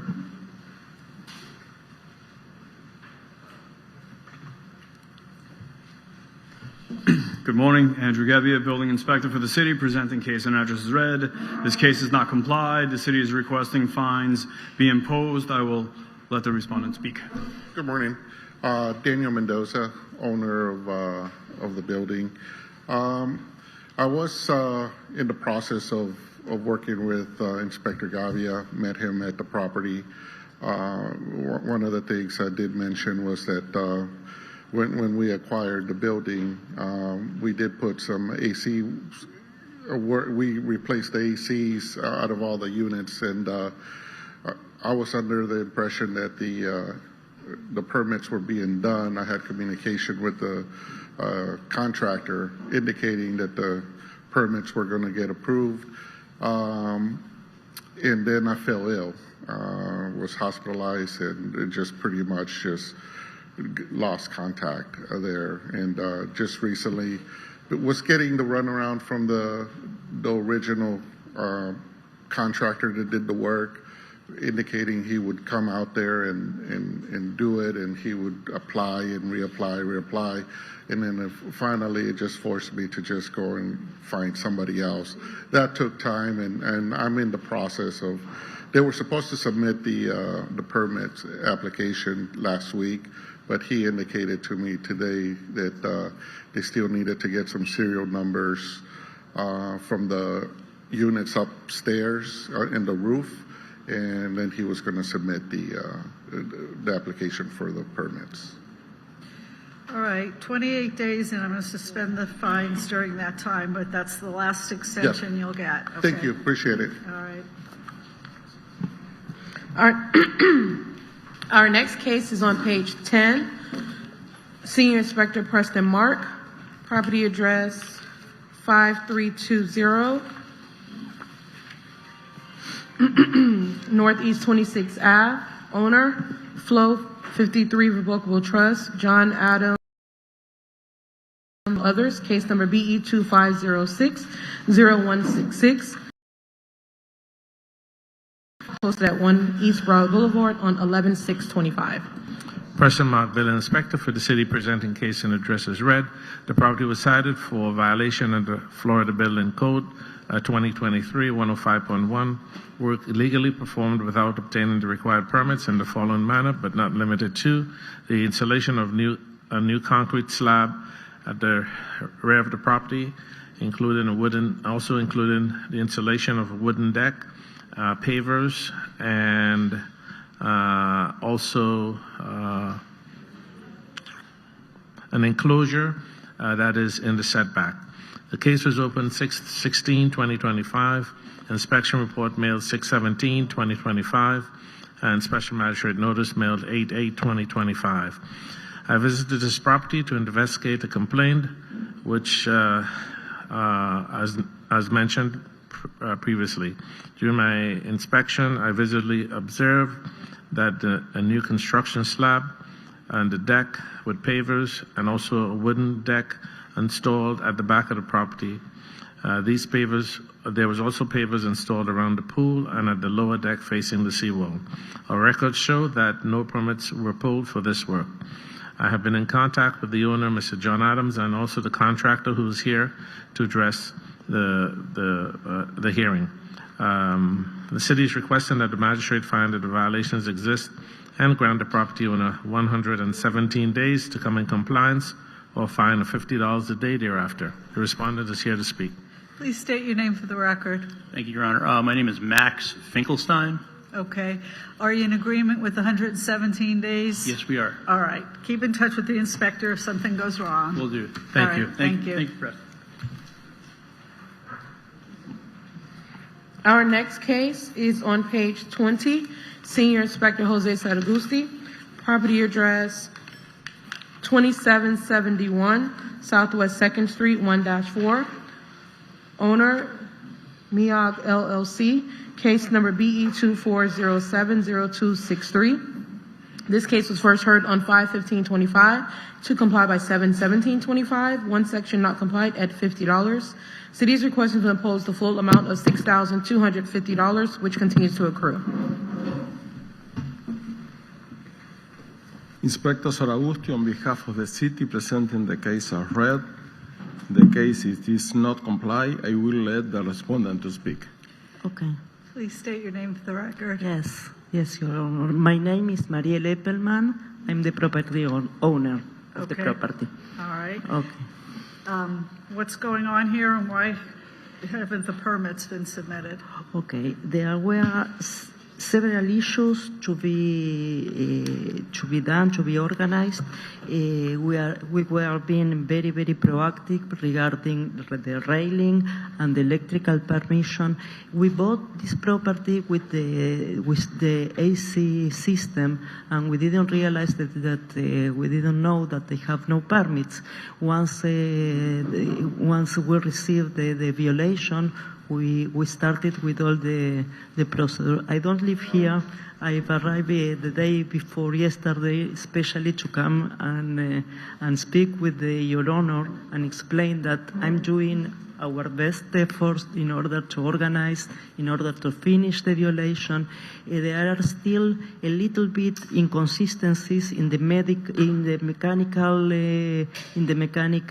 permit, the electrical one, the structural one. Everything is done. So I asked for a 90 days extension in order to try and fix everything. I'm staying here for a week in order to meet all the professionals that they are assisting me in this case, the engineer, the subcontractor, and everyone in order to try and fix those inconsistencies in the paperwork. I spoke yesterday with Mr.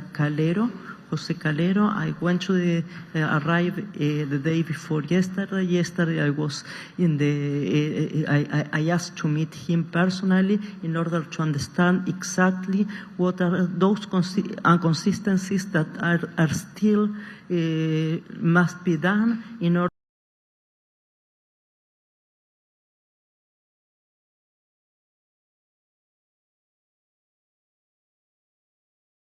The city support 91 days extension and stop the fines. Okay. 91 days, and I will suspend the fines during that time. Thank you. Thank you so much. Our next case is on page Thank you. 28. Chief Martinez, property address 2101 West Commercial Boulevard, owner NRNS Acquisition 2101 Commercial LLC, case number BE 23070383. This case was first heard on 1/18/24 to comply by 7/16/24. One section complied at $100. Total accrued fines. Is there someone here for 2101 West Commercial Boulevard? Okay. We're not going to listen to that one now. If there's someone here for 805 Southwest 22nd Ave? Yes. Okay. Our next case is on page 32. Inspector Andrew Gebbia, property address 805 Southwest 22nd Ave, case number BE 24080163. Owner, Diego Ruiz Sandoval, Sandra Sandoval Soto. This case was first heard on 2/20/25 to comply by 6/19/25. One section not complied at $50. The city is requesting to impose the full amount of $7,650, which continues to accrue. Andrew Gebbia, building inspector for the city, presenting case and address as read. This case is not complied. The city is requesting the fines be imposed. I will allow the respondent to speak. Please state your name for the record. Diego Ruiz Sandoval. Okay, why haven't these permits been done? We did a lot of the work that, Inspector Gebbia told us to do. I'm from Atlanta, Georgia. I flew in this morning, so I don't even live in Florida. So navigating with contractors and architects and all that, I already paid somebody like 3-4 months ago. They didn't do the work, so I had to hire a different architect. So permits have been submitted. They're just pending approval right now. Okay. I just would like to request an extension with the fines be suspended until that's handled. Okay. He has the bathroom permit that they have is submitted. It's awaiting client reply. I am not 100%. I don't know why it's being held up, but there is a permit submitted. Okay. We have spoke. He has removed, certain structures that are requested be removed from the property. So he has come in half compliance, almost 3/4 compliance, except for this bathroom permit. Okay. That's it. Yeah, and I try to do the permits myself, like a couple of other people, and it was difficult. So the architect I hired, they didn't do permits, so I had to hire somebody else to do the Okay. permits. How much time do you think you need? I don't even know, like 60 days. All right. I'll give you 56 days and suspend the fines during that time. Okay, thank you. And if you run into a problem, contact the inspector. Okay, thank you. But this is probably, because this has been going on since February of last year, that's probably going to be your last extension, okay? Okay. All right, thank you. Our next case is on page 21. February of this year, rather. Go ahead. Inspector Linda Holloway, property address 408 Northeast 6th Street. Owner, S.E. Solmar LLC, case number BE 24070066. This case was first heard on 9/19/24 to comply by 11/21/24. 3 sections complied at $50. Total of accrued fines, $35,400. City is requested to reduce the administrative cost of $1,455. There are 2 extensions noted. Good morning again, Inspector Linda Holloway for the City of Fort Lauderdale. Case number and property addresses read. Property is in compliance, and the city is requesting the administrative cost, $1,455. Please state your name for the record. Dulac Garrier. Okay. Are you in agreement with the reduction from $35,400 to administrative costs? 100% in agreement. Thank you so much. Thank you, Your Honor. Yes, Our next case is on page 24, Senior Inspector Alexandria Boris, property address 408 Northeast 6th Street, owner S.E. Solmar LLC, case number BE 24020085. This case was first heard on 5/23/24 to comply by 8/22/24. Fine suspended as noted, 1 section not complied at $50. The city is requesting to impose the full amount of $13,600. Alexander Lapores, Bill Inspector for the city, updating you on case number and address as read. The property was cited for violation of City Ordinance 9-280D for exterior walls, delaminating stucco wall covering. The respondent is here to speak. Yes. Dulac State your name again for the record. Dulac Garrier, representing 408 Northeast 6th Street.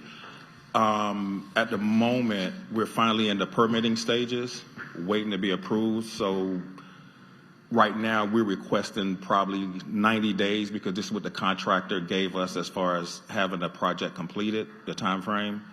And if you guys could grant us that, that would be appreciated. City's position? So the case, it's going on almost 2 years now. They did submit the permit application very recently.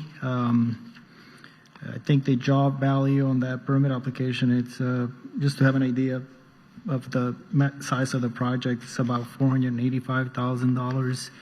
I can say that during then and now, some actions were taken by the owner of the building. They put in some protective measures in place to prevent water intrusion in the meantime as a temporary per se repair. As of this now would be the permanent or the longer term solution. I'll let your magistrate decide. Okay. All right, I'll give you the 91 days and suspend the fines. But you won't get another extension from me. I just have one thing to say. Right. So we do need the 90 days. However, while we in permitting, we have no idea when permitting is going to be approved. So if that's pushed along, and obviously would have to be the 90 days after we actually have the permit in No, hand. I can't do that, I don't think. If we can suggest maybe if you get comments, address the because we'll review the plans within 90 days. The deficiencies, it'll be up to the permit applicant how long he takes to address deficiencies or comments. As far as the comment. Right. So if he Right. turns around and submits them in a couple of days, that will definitely shrink that gap, that time frame for permitting. Right. And the reason why I say that is because typically it's been like right around 6 to 8 weeks sometimes to get permits approved. Okay, I just do you want to make an- sure. Just a second, do you want an order to reappear? Not necessarily. Okay, all right. Okay, 91 days, and we'll suspend the fines during that time. Okay. And if you run into a problem, contact the inspector. All right, sounds good. Thank you. Thank you. All right. Our next case is on page 35. Senior Inspector Jorge Martinez, property address 27 Isla Bahia Drive. Case number BE 24020035. Owner Susan R. Simons, Simons 2024 Irrevocable Trust, and all others. This case was first heard on 7/17/25 to comply by 11/20/25. One section not complied at $50. Inspector Martinez updating case on behalf of the city. Case number and address as read. This case is not in compliance. I'm going to let the respondent speak. Please state your Hi, name. my name is Karen Rivera, and I'm here. We have a permit on this property. It's an ADA situation, Okay. and we're completely approved except for zoning. I can give you the permit number, and I've already applied for a variance. I'm going to a preliminary meeting. Karen Cabello just extended the meeting to December. Okay. I was supposed to go next week, and I'm requesting a possible extension of time for 90 days, 120, and maybe to come back if the variance is not completed. Okay, all right.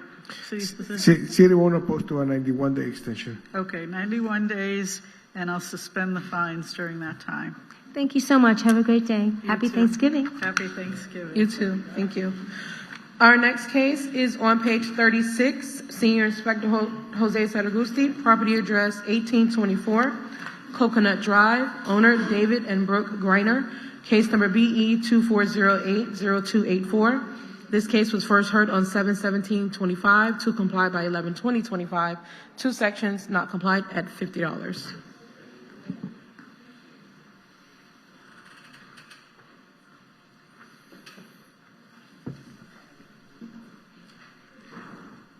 Inspector Saragusti, on behalf of the city, presenting the case as read. The case is not compliant.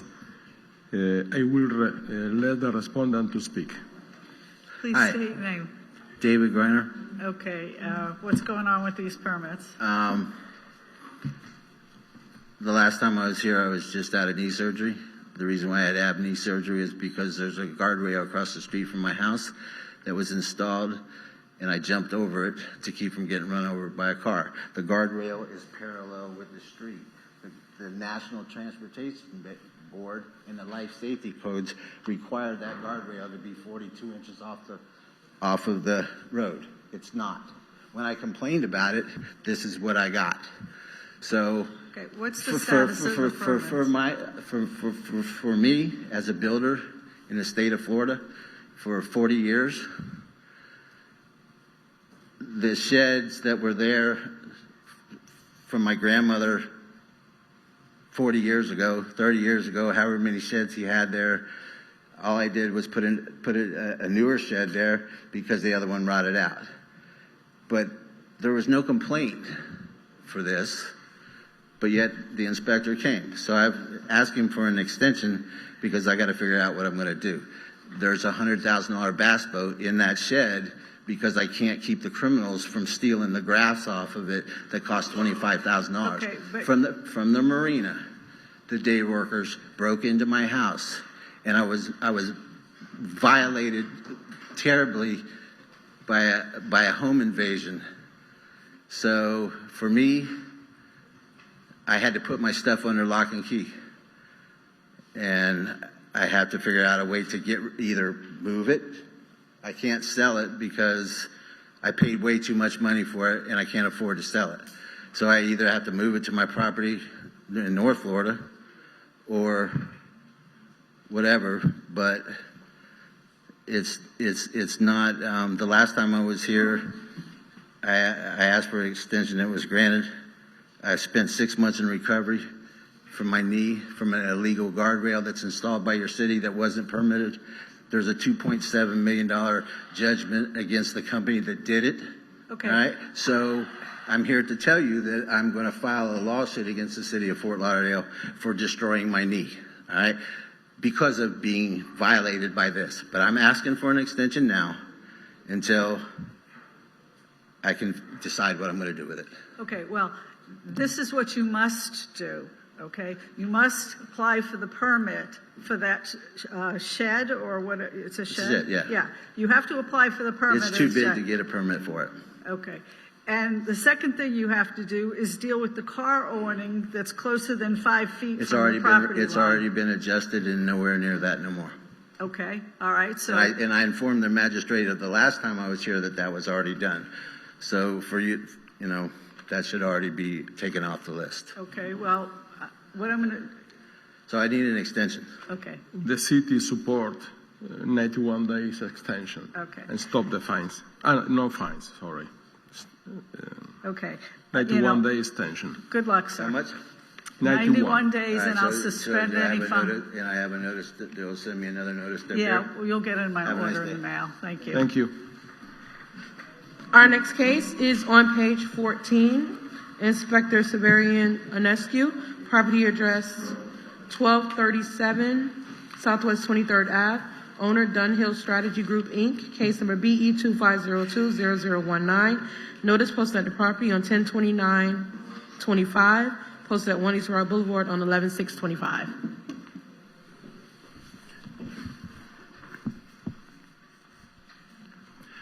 Severianescu, building inspector for the city, presenting the case and address as read. This property was cited for violation of the Florida Building Code 105.1, work illegally performed without obtaining the required permits in the following manner, but not limited to: complete interior installation of a new kitchen, including all necessary electric, plumbing, and gas appliances. Opening of an exterior wall on the northeast side of the building corresponding to the location of a previously installed illegal carport conversion. Installation of a mini-split air conditioning unit in the living space of a second dwelling. Air conditioning ducts were illegally installed, obstructing access to the attic. Also modification to the natural gas system. This case was opened on February 4, 2025. Inspection report was mailed on February 24th. Code board hearing, magistrate hearing was mailed on July 25th, 2025. The city is requesting that the magistrate that the violation exists and to grant the property owner 117 days to come into compliance or a fine of $50 per day thereafter. I will allow the respondent to speak. Sir, please state your name for the record. My name is Daniel Contagianis, and I accept and agree with. Okay, thank you very much, sir. Thank you. Our next case is on page 31. Inspector Andrew Gebbia, property address 317 Southwest 9th Ave. Case number BE 24070028, owner Kyle Hirsch. This case was first heard on 2/20/25 to comply by 6/19/25. One section not complied at $100. The city is requesting to impose the full amount of $15,300, which continues to accrue.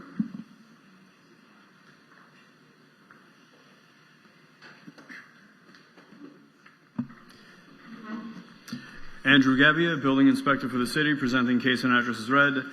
This case is not complied. The city is requesting the fines be imposed. I will let the respondent speak. Please state your name for the record. Kyle Hershey. Okay, what's the problem with these permits? So the work was done because it's flooded 4 times because the city refuses to fix the drainage. So I've lost everything, my life saving, my children's college funds, everything. And had to sue the insurance company because this was the 3rd flood claim. So it was over a year for the insurance company to finally settle. So they finally settled 2 months ago. Then they took a long time to send me a check. I sent the check to my mortgage company. Now my mortgage company is saying they're going to give it to me in 4 parts. So once I get the actual money from the mortgage company, then I'm planning to fix it. But it's just been a nightmare. Okay. Any objection to an extension? If it's gonna help out Mr. Hirsch get these permits, of course. Okay. 91 days, and we'll suspend the fines during that time. Okay, thank you. You're welcome. Our next case is on page 22, Inspector Linda Holloway, property address 813 Southwest 4th Court, 1-4, owner Sailboat Den Residences, LLC. Case number BE 2202-0074. Fine suspended as noted. This case was first heard on 6/16/22 to comply by 8/18/22. One section complied at $50. Total accrued fines $19,900. City is requesting to reduce to administrative cost of $2,090.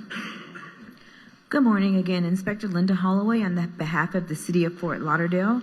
Case number and property address is read. The property is in compliance, and as stated, the city is requesting administrative cost of $2,090. The property owner is here to speak on behalf of the property. Please state your name for the record. My name is Anthony Scott Ortiz. I go by Tony. Okay. Are you in agreement to the reduction to admin costs? Yes, ma'am. Thank you so much. Thank you. Our next case is on page 30, Inspector Preston Mark, property address 1142 Seminole Drive 1A, owner T.E. Boswell and A.D. Boswell Revocable Trust, Terry E. Boswell, trustees, and all others. Case number BE 24040191. This case was first heard on 10/17/24 to comply by 1/16/25. Fine suspended as noted. One section not complied at $50. The city is requesting to impose the full amount of $10,800, which continues to accrue. Preston Mark, Building Inspector for the city, presenting case and address as read. This case is not in compliance. I will allow the respondent to speak. Please state your name for the record. Hello, Christopher Boswell. Okay, Mr. Boswell, why are we not getting permits? So I'm representing my parents, Okay. and they live in Portland, Oregon. So they have been trying to do this on their own, and they just found out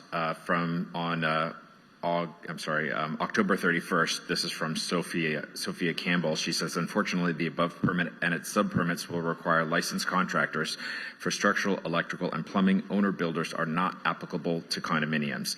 The permit issuance on the master permit has been reversed, so they did have it, and it will be placed on hold along the subs until the new applications are received with contractor licenses. We apologize that you were not informed when applying for this and for any inconvenience. So basically, they just found out that they are not allowed to do owner-builder because it's condominium. So in the time since October 31st, they have got a general contractor, and they were applying, and then he found out the contractor that he was under for the license for the insurance was suspended. So they thought they were going to have it done, but it was on Monday, and they did not get the proof of insurance in time. So then they were scrambling at the last minute to come here and have me speak on their behalf. Okay. I can confirm that this information is correct. At present, there are permits in the process, and I will support granting the homeowners additional time. I would say 91 days to come in compliance. All right, 91 and days. state the and I'll fines. Suspend the fines during that time. That sounds wonderful. Okay. Thank you. Thank you. All right. Our next case is on page 12, Senior Inspector Jorge Martinez, property address 1400 Northwest 9th Ave, case number BE 25050146, owner Wesley Presley Noyen, Kenneth Noyen, and Daniel N. Noyen. Notice posted at the property on 8/7/25. Notice posted at 1 East Broward Boulevard on 11/6/25. Inspector Martinez, on behalf of the city, presenting case as read. This building has been illegally altered and construction work illegally performed without obtaining the required permits in the following manner, but not limited to: a new fence and the carport wasn't closed. The city will request 117 days to comply or a fine of $50 a day thereafter. Sir, please state your name for the record. Good morning, Your Honor. My name is Wesley Noyan. Okay, are you in agreement to bring the property into compliance within 117 days? Yes, but I would ask for one request, please. My family back in Jamaica, they are heavily impacted by Hurricane Melissa. Okay. So we are stretched financially right now. So we are asking for any additional time to Okay, do so. what I'll do is, because you just need to get the permits, and that's not very expensive. So I'm going to give you the 117 days, and if you run into a problem before that, contact the inspector, and we'll try to work with you under the circumstances. Okay? Thanks much. All right. 117 days or $50 a day thereafter. Thank you. Thank you again. Our next case, Inspector Andrew Gebbia on page 31. Property address 259 Kansas Ave. Case number BE 24110089. Owner Marcelin and Grand. This case was first heard on 5/15/25 to comply by 7/17/25. One section complied at $50. Total accrued fines $5,200. The city is requesting to reduce to administrative cost of $900.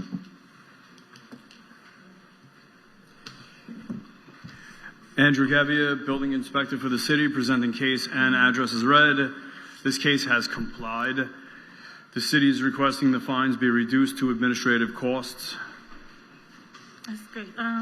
Of course, I have. State your name for the record, dear. I'm sorry. My name is Marceline Angran. Okay. The neighbor of the guy that's renting the place is the one giving him so much problem.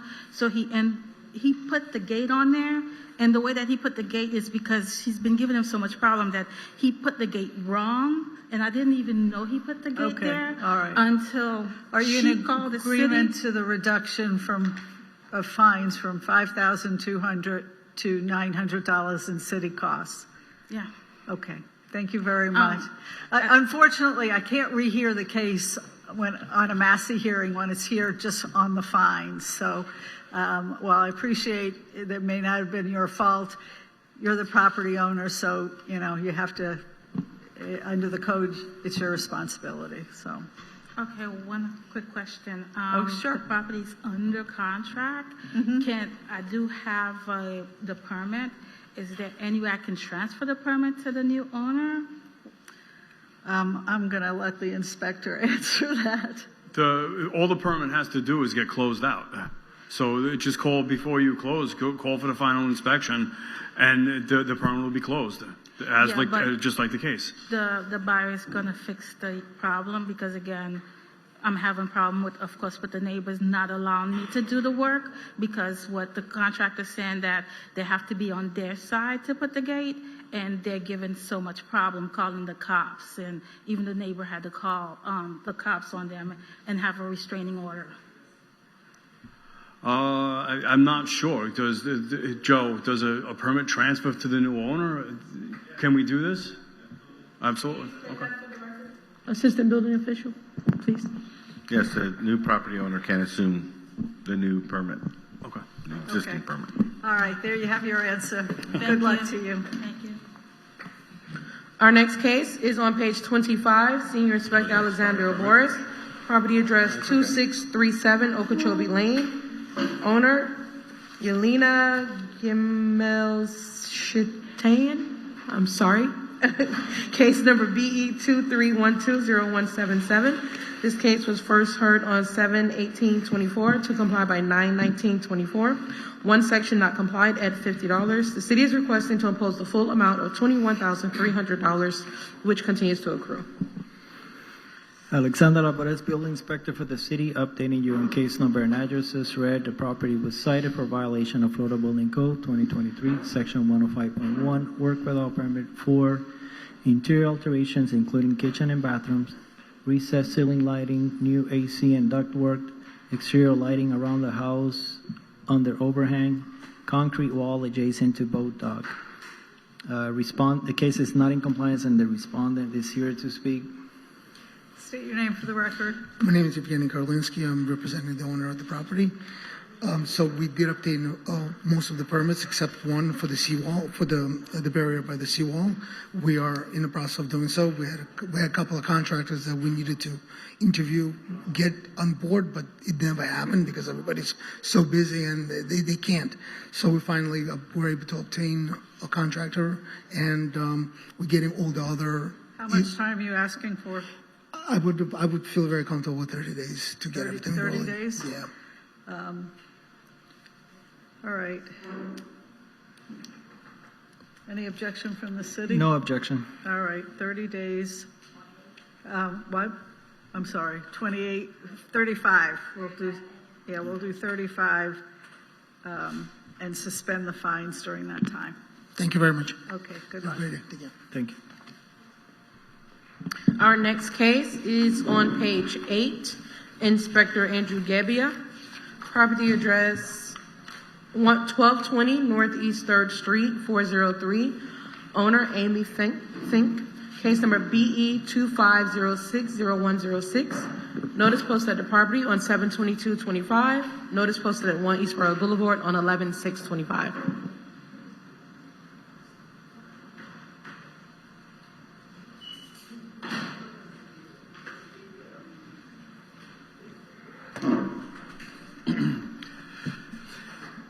Andrew Gebbia, building inspector for the city, presenting case and address as read. This property was cited for violation on the Florida Building Code 2023-105.1. Work illegally performed without obtaining the required permits in the following manner, but not limited to: interior renovations, including structural, plumbing, electrical, and flooring. This case was opened on 6/11/2025, and the special magistrate hearing was scheduled on 11/20/2025. On the morning of 6/12/2025, I contacted the complainant, Jamie. She informed me that there has been a major renovation in Unit 403, which is 2 floors above her unit in the same stack. She stated that with walls removed, floors, a major renovation going on. Jamie also stated there's been a leak with the work that was being done from 403 into 303. I arrived at this property later on this morning. There was no work being done while I was there. I knocked on the door, no answer. I left a courtesy note on the door. I followed up on 6/13/2025. I met the owners of Unit 403, Amy and Tashawn. They invited me in to show me inside of the unit. There was some work completed. There was a tile floor completed in the bedrooms, kitchen, and living area. The kitchen was also demolished, as well as the bathrooms. The electrical was incomplete, with wires hanging out of the walls and out of the electrical panel. The bathrooms both had new shower bodies and drains and new shower pans. No toilets though. No toilet sinks or tile was installed. There was some minor structural work started on the ceiling in the kitchen, but nothing else completed. The city is requesting the special magistrate to find that the violations exist and to grant the property owner 117 days to come into compliance, or a $50 a day thereafter. I will allow the respondent to speak. Please state your name for the record. Hi, Amy Fink, sole owner. Okay. Ms. Fink, are you in agreement with bringing the property into compliance within 117 days? Yes, thank you. All right. You're I welcome. accept. If you run into a problem, make sure you contact the inspector, because fines will accrue on Yes, 118th day. Thank you. I have my calendar marked. Thank you, Andrew. Thank you. Our next case is on page 6. Inspector Wilson Quintero Jr., property address 100 Northwest 7th Ave. Owner Miller Property Invest LLC, Bellissima Real Estate LLC. Case number BE 25080126. Notice posted at the property on 10/9/25. Posted at 1 East Road Boulevard, 11/6/25. Good morning, Inspector Wilson Quintero Jr. on behalf of the city. Case and address as read. This case was first opened on August 20th, 2025, and an inspection was conducted by previous inspector. The following violation was found during her inspection. Any violation of the Florida Building Code shall be a violation of this section and punishable as provided for in this section. There is construction work at this property that was started or completed without obtaining the required permits, consisting of but not limited to chain link fence. Inspection report was mailed out on August 20th, 2025, given 30 days for compliance. Reinspection conducted on October 7th, 2025, revealed no permit had been applied for, and the case was scheduled for this special magistrate hearing. Pre-hearing inspection conducted on November 18th, 2025, reveals there is a permit application on file, permit number BLD-GEN-2510. Reply as of November 4th. Violation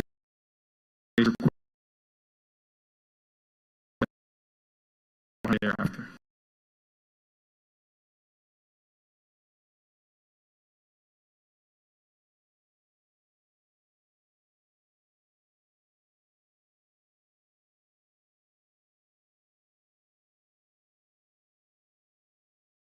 Process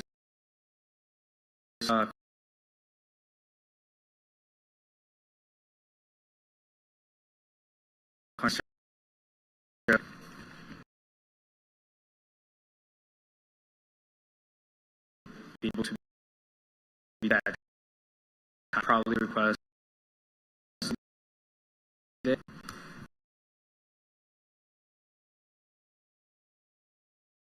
which means our case all we five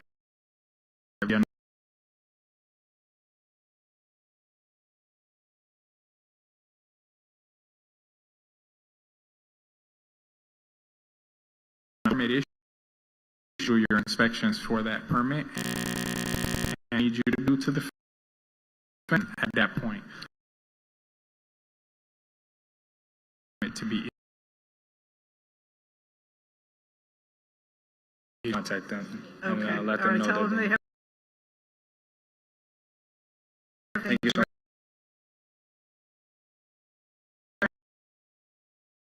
President Mark.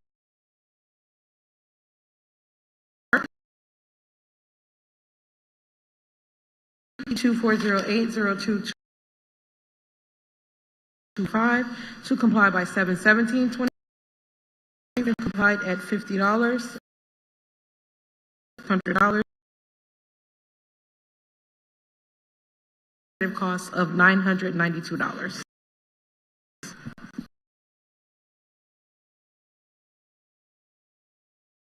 The city's requesting fees of $9.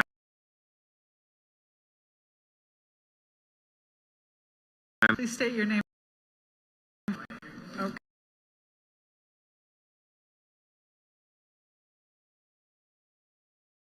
Are you in agreement with the reduction?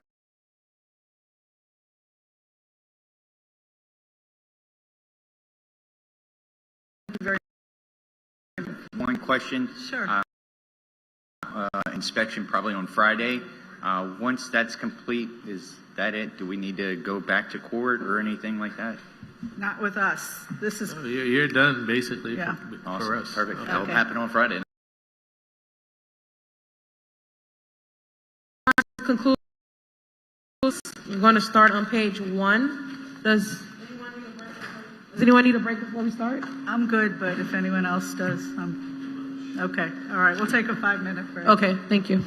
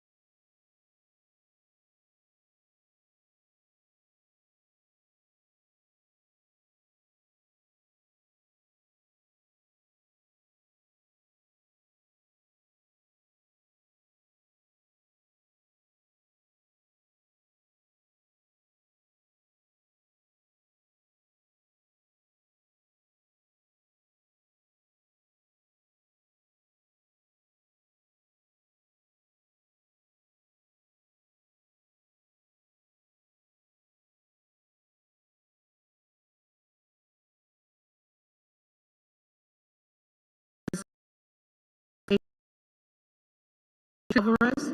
Notice posted at the property on 8/12/25. Notice posted at 1 East Royal Boulevard, 11/6/25.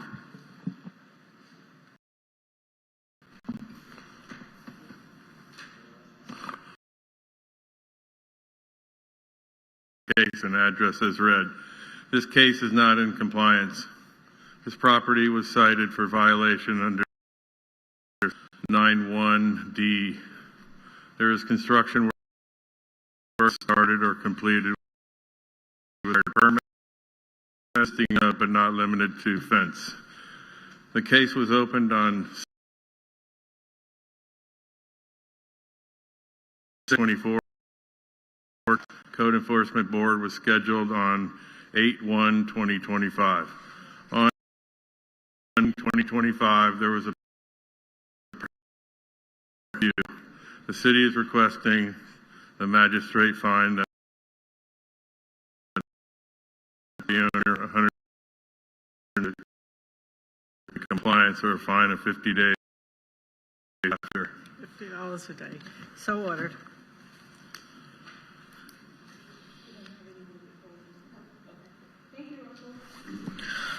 Our next case.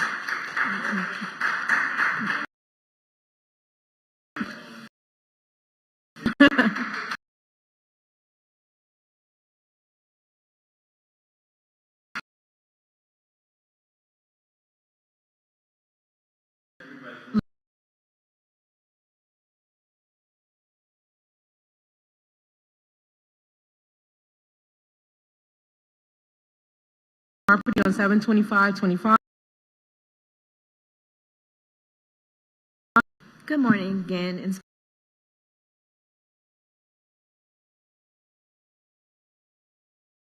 6001. Property was 65 as depicted in the floor. For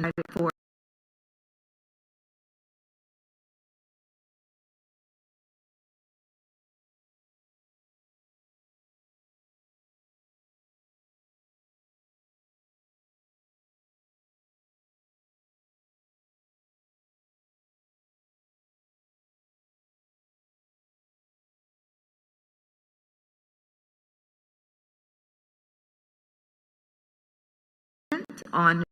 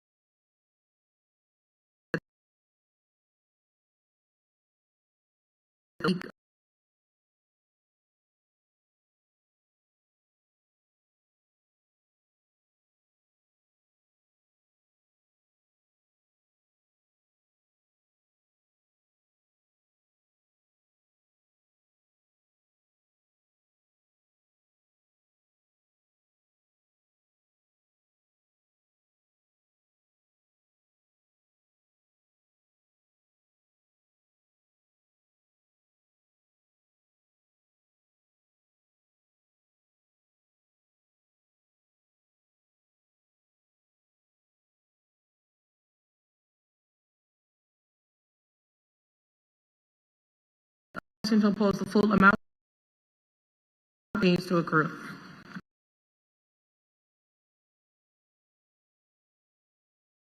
Case number and property address as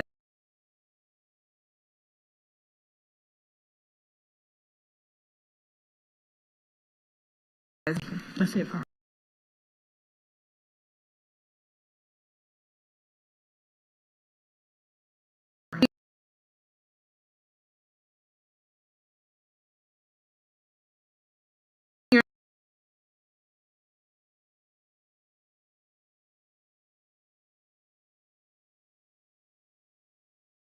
property on 72325.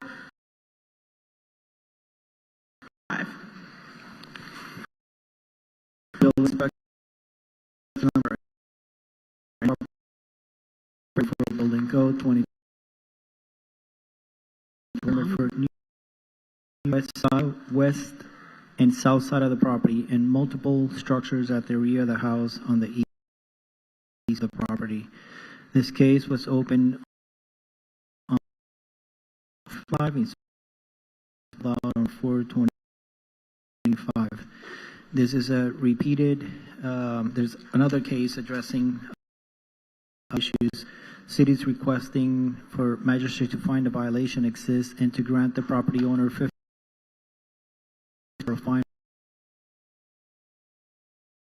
City's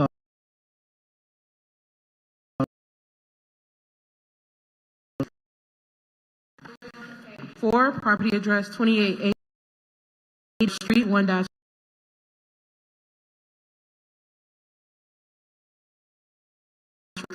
Notice posted at Waynesboro Boulevard. Alexander Labores, bill presenting case. There are expired permits related to this. Required inspections were not scheduled and the permit was left to expire. City's requesting for the magistrate 100 after. So ordered. 3058, owner 3058 West Broward Boulevard LLC, case number 0103. Notice posted at the property on 10/9 Boulevard 11625. Alexander Labores, building case number and address is read. The property was cited for the following violations. Violation of City Ordinance 9-308, roof not maintained, roof framing, structure, and covering is not maintained in a safe, secure, and watertight. And violation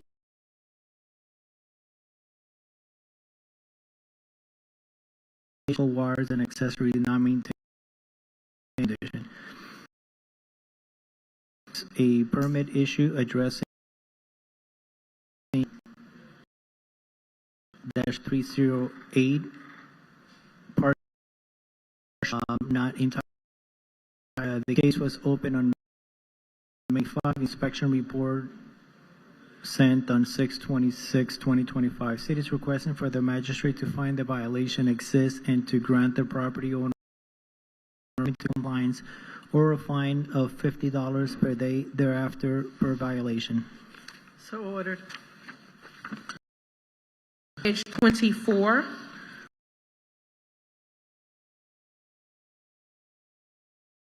For TAM 053. This case was first heard on 9/19/25. Total accrued fine $6,550.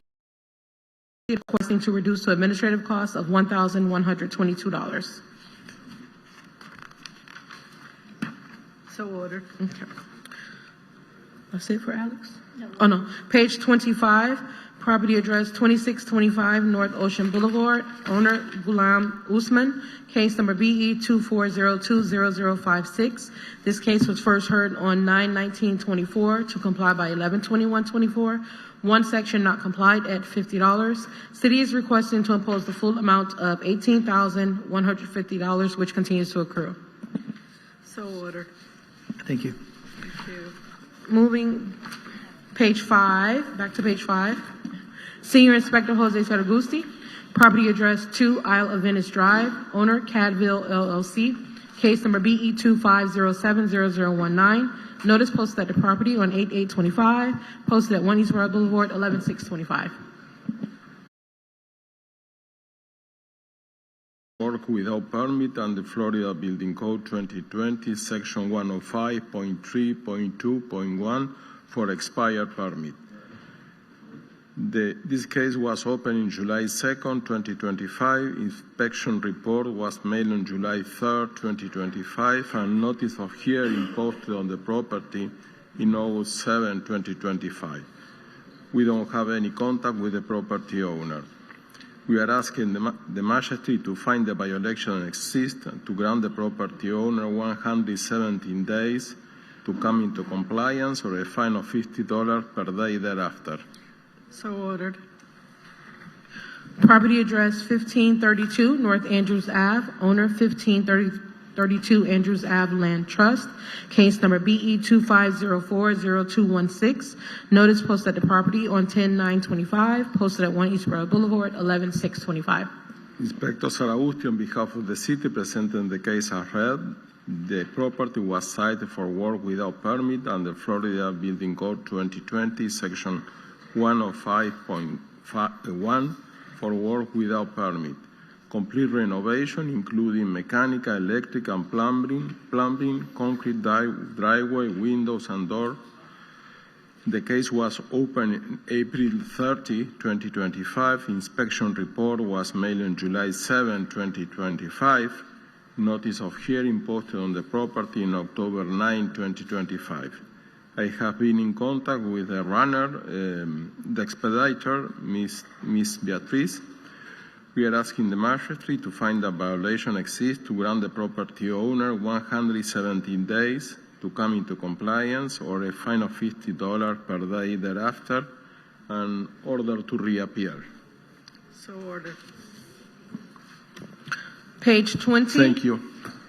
Well, you have a old business as well on page 35. Okay. Property address 1616 Northeast 16th Ave. Owner Coda Perry Realty LLC. Case number BE 24080078. This case was first heard on 1/16/25 to comply by 4/17/25. Fine suspended as noted. One section not complied at $50. City is requesting to impose the full amount of $6,250, which continues to accrue. So ordered. Thank you. Page 35. Property address 255 Southwest 24th Street. Owner McDonald's Family Properties LLC. Case number BE 25020239. This case was first heard on 9/18/25 to comply by 11/20/25. One section not complied at $100. Inspector Saragusti, on behalf of the city, presented the case as read. The case is not in compliance. The city is requesting the case returned as a MASI. So ordered.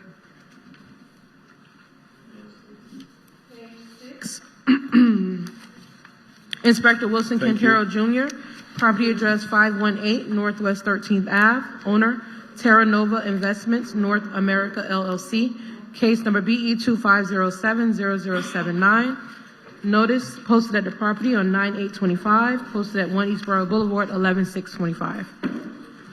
Inspector Wilson Quintero Jr. on behalf of the city, case and address as read. This case was first opened on July 11, 2025, and an inspection was conducted by previous Inspector Katie Williams. The following violation was found during her inspection. 18-1. There is a violation at this property that is creating a public nuisance. The property is or may reasonably become a threat or danger to the health, safety, or welfare of the community, or may adversely affect and impair the economic welfare of adjacent properties due to the following situation: property not being maintained, trash, rubbish at the property, overgrown grass not being maintained. Inspection report was mailed out on July 14, 2025. Reinspection conducted on August 26, 2025, and the violation remained. Therefore, the case was scheduled for the special magistrate hearing. Pre-hearing inspection conducted on November 18, 2025 reveals the violation remains. City is requesting 10 days to come into compliance or a fine of $100 a day thereafter. So ordered. Page 6, property address 2811 Northeast 40th Street. Owner Gordon W. Latz, Gordon W. Latz trustee. Case number BE 2508-0002. Notice posted at the property on 9/3/25, posted at 1 East Broward Boulevard on 11/6/25. Inspector Wilson Quintero Jr. on behalf of the city, case and address as read. This case was first opened on August 1st, 2025, and an inspection was conducted by Senior Inspector Mary Rich. The following violation was found during her inspection. 18-11B, the swimming pool located at this unoccupied property has stagnant water, trash, and debris. The building does not have the required utility services, and safeguards have not been taken to prevent human beings or animals from falling into or having access to the pool per code ordinance. The pool in this condition presents a health and safety issue for the community in that it may become a breeding ground for mosquitoes and is a public nuisance. Property was posted with a 10-day nuisance notice, and a copy was mailed out to the owner on the same date. Re-inspections were done on 8/15, 8/20, 8/26, 2025, and there was communication with the son of the property owner, Chad Latz.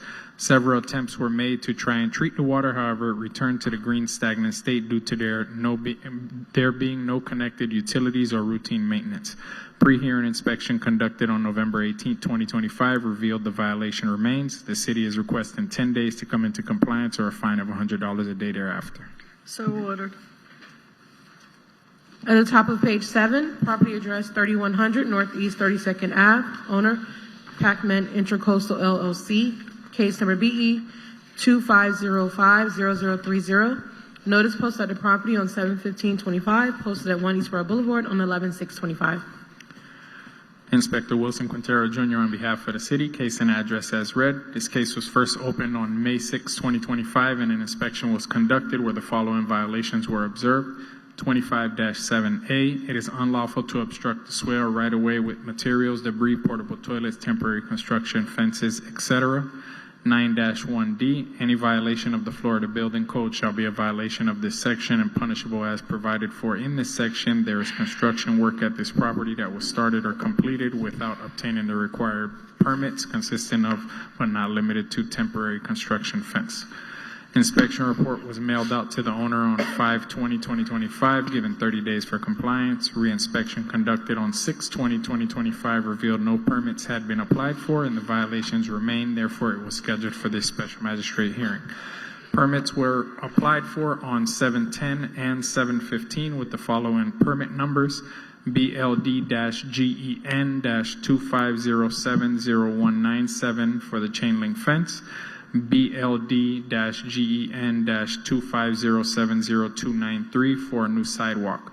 Pre-hearing inspection conducted on November 18, 2025 revealed the violations remain. The permits are in the awaiting client reply status as of 7/29 and 8/15 and have not been issued. There was communication with ownership during the beginning stages of this case. However, several attempts have been made for updates and no responses have been received. The city is requesting 35 days to come into compliance or a fine of $200 a day for each violation thereafter. So ordered. Thank you. Your Honor, at this time, we need to recall the case on page 20. Property address 1616 Northeast 16th Ave. Owner Codaberry Realty LLC. Case number BE 2408-0078. This case was first heard on 1/16/25. To comply by 4/17/25. Fine suspended as noted. One section not complied at $50. Inspector Saragusti on behalf of the city presenting the case as read. The case is not in compliance. The city support 91 days extension. Okay. Suspend the fines during that time? Yes, please. Okay. Thank you. Thank you. Sorry I jumped the gun. Page 8, property address 1300 Southwest 34th Ave. Owner Luis Lorenzo. Case number BE 2502-0020. Notice posted at the property on Inspector Andrew Gebbia. Notice posted at the property on 7/23/25. Posted at 1 East Broward Boulevard.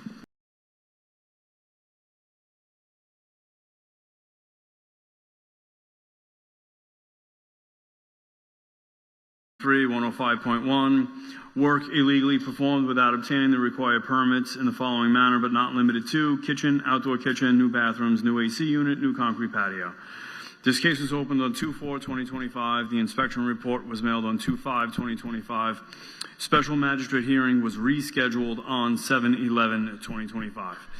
There was reason to believe that there has been renovations done at this property based on photos from the internet, as well as the house was for sale. We suspect that there has been a new kitchen renovation, bathrooms redone, outdoor kitchen added, and a new AC unit installed with a new concrete patio in the rear yard. I then received a phone call from the owner of the property, Luis Lorenzo.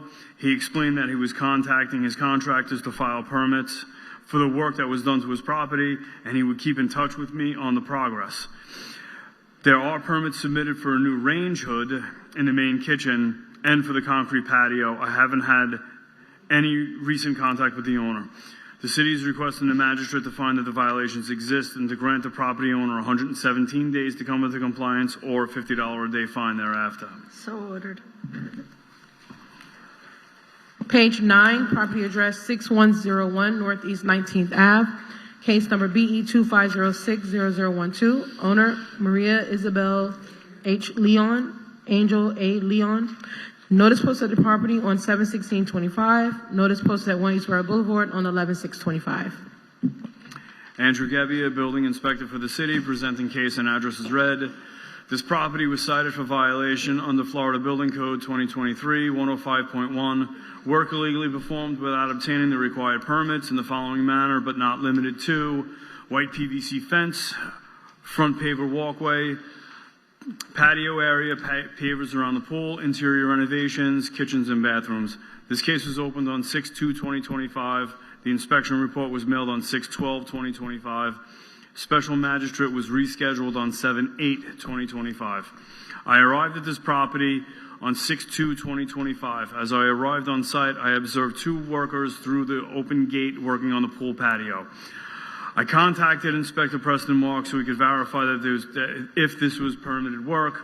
He informed me that there were no permits issued for patios and the new white PVC fence as well. There was a new white PVC fence installed around the property, the rear perimeter, and the property has 2 gates with this fence on the north and south. I can't read now, I'm sorry. I then observed the front walkway leading to the front door with an area of pavers in the front of the house. I also observed the work being performed around the pool area into the house. I also observed the new kitchen area being built. After I returned back to the office, I cross-checked the property on Zillow to find there were pictures from the original state. There were no permits issued for any of the work done to the interior of this property as well. I have had no contact with the owners of this property, and there are no permits applied for anything. The city is requesting the magistrate to find that these violations exist and to find that to grant the property owner 117 days to come into compliance or $100 a day thereafter. So ordered. Moving on to page 32, property address 741 Northeast 19th Ave, owner Second Layer Equity LLC, case number BE 25010002. This case was first heard on 5/15/25. To comply by 6/19/25. One section not complied at $200. City is requesting to impose the full amount of $30,600, which continues to accrue. Andrew Gebbia, building inspector for the city, presenting case and address as read. This case has not complied. These permits are still expired. I have been in contact with the owner's representatives. They're working on it. The city is requesting the fines be imposed. So ordered. Moving on to page 33, property address 1507 Northwest 10th Place, owner Randy Martinez Hernandez, case number BE 25010094. This case was first heard on 5/15/25 to comply by 7/17/25. One section not complied at $50. The city is requesting to impose the full amount of $6,250, which continues to accrue. Andrew Gebbia, building inspector for the city, presenting case and address as read. This case has not complied. The city is requesting the fines be imposed. So ordered. Property address 2023 Miami Road, 1-6, owner 2023 Miami Road LLC, case number BE 24120023. This case was first heard on 5/15/25 to comply by 7/17/25. One section not complied at $50. City is requesting to impose the full amount of $6,250, which continues to accrue. Andrew Gebbia, Building Inspector for the city, presenting case and address is read. This case is not complied. The city is requesting fines be imposed. So ordered. Moving on to page 34, property address 2031 Northeast 52nd Street, owner Scott Senft, case number BE 24010111. This case was first heard on 2/20/25 to comply by 6/19/25. One section complied at $50. Total accrued fines $1,250. City is requesting to reduce the administrative cost of $808. Andrew Gebbia, Building Inspector for the city, presenting case and address is read. This case is complied. The city is requesting the fines be reduced to administrative costs. So ordered. Property address 2033 Southwest 16 Terrace, case number BE 24080296. Owner Heather J. and Vladislav Yurovsky Family Trust. This case was first heard on 3/20/25 to comply by 7/17/25. One section complied at $50. Total accrued fines $1,950. City is requesting to reduce the administrative cost of $808. Andrew Gebbia, Building Inspector for the city, presenting case and address is read. This case is complied. The city is requesting the fines be reduced to administrative costs. So ordered. Property address 2350 Southwest 18 Terrace, owner Virginia L. Duplessis, Dominique Bellinger, case number BE 25010084. This case was first heard on 5/15/25 to comply by 7/17/25. Two sections not complied at $100. City is requesting to impose the full amount of $25,000, which continues to accrue. Andrew Gebbia, Building Inspector for the city, presenting case and address is read. This case is not complied. The city is requesting the fines be imposed. So ordered. Okay, going back to page 9. Senior Inspector Preston Mark, property address 775 Northwest 57th Street, owner 775 Northwest 57th Street FLL LLC, case number BE 25060152. Notice posted at the property on 8/11/25. Notice posted at 1 Eastborough Boulevard on 11/6/25. Preston Mark, Building Inspector for the city, presenting case and address is read.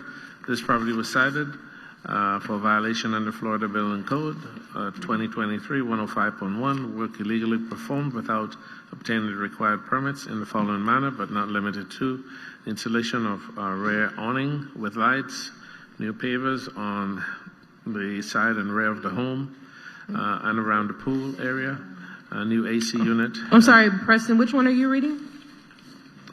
Page 9, right? 775.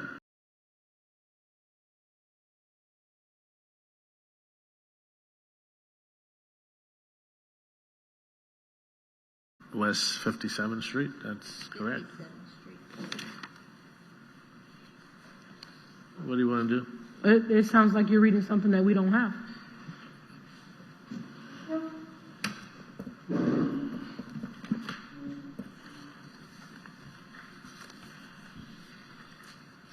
What do you have? Electrical and structural. Is that all included in your? Let me see. Yeah. Okay. Okay. The right one? Yeah. I'll continue. The case was open 6/16/2025. Inspection report mailed 6/17/2025, and special magistrate notice mailed 8/8/2025. I visited this property to investigate the possibility of an illegal conversion of a warehouse, which was converted into separate rental units. During my inspection, I found workers who were in the process of doing interior renovations, including electrical, mechanical, and structural work.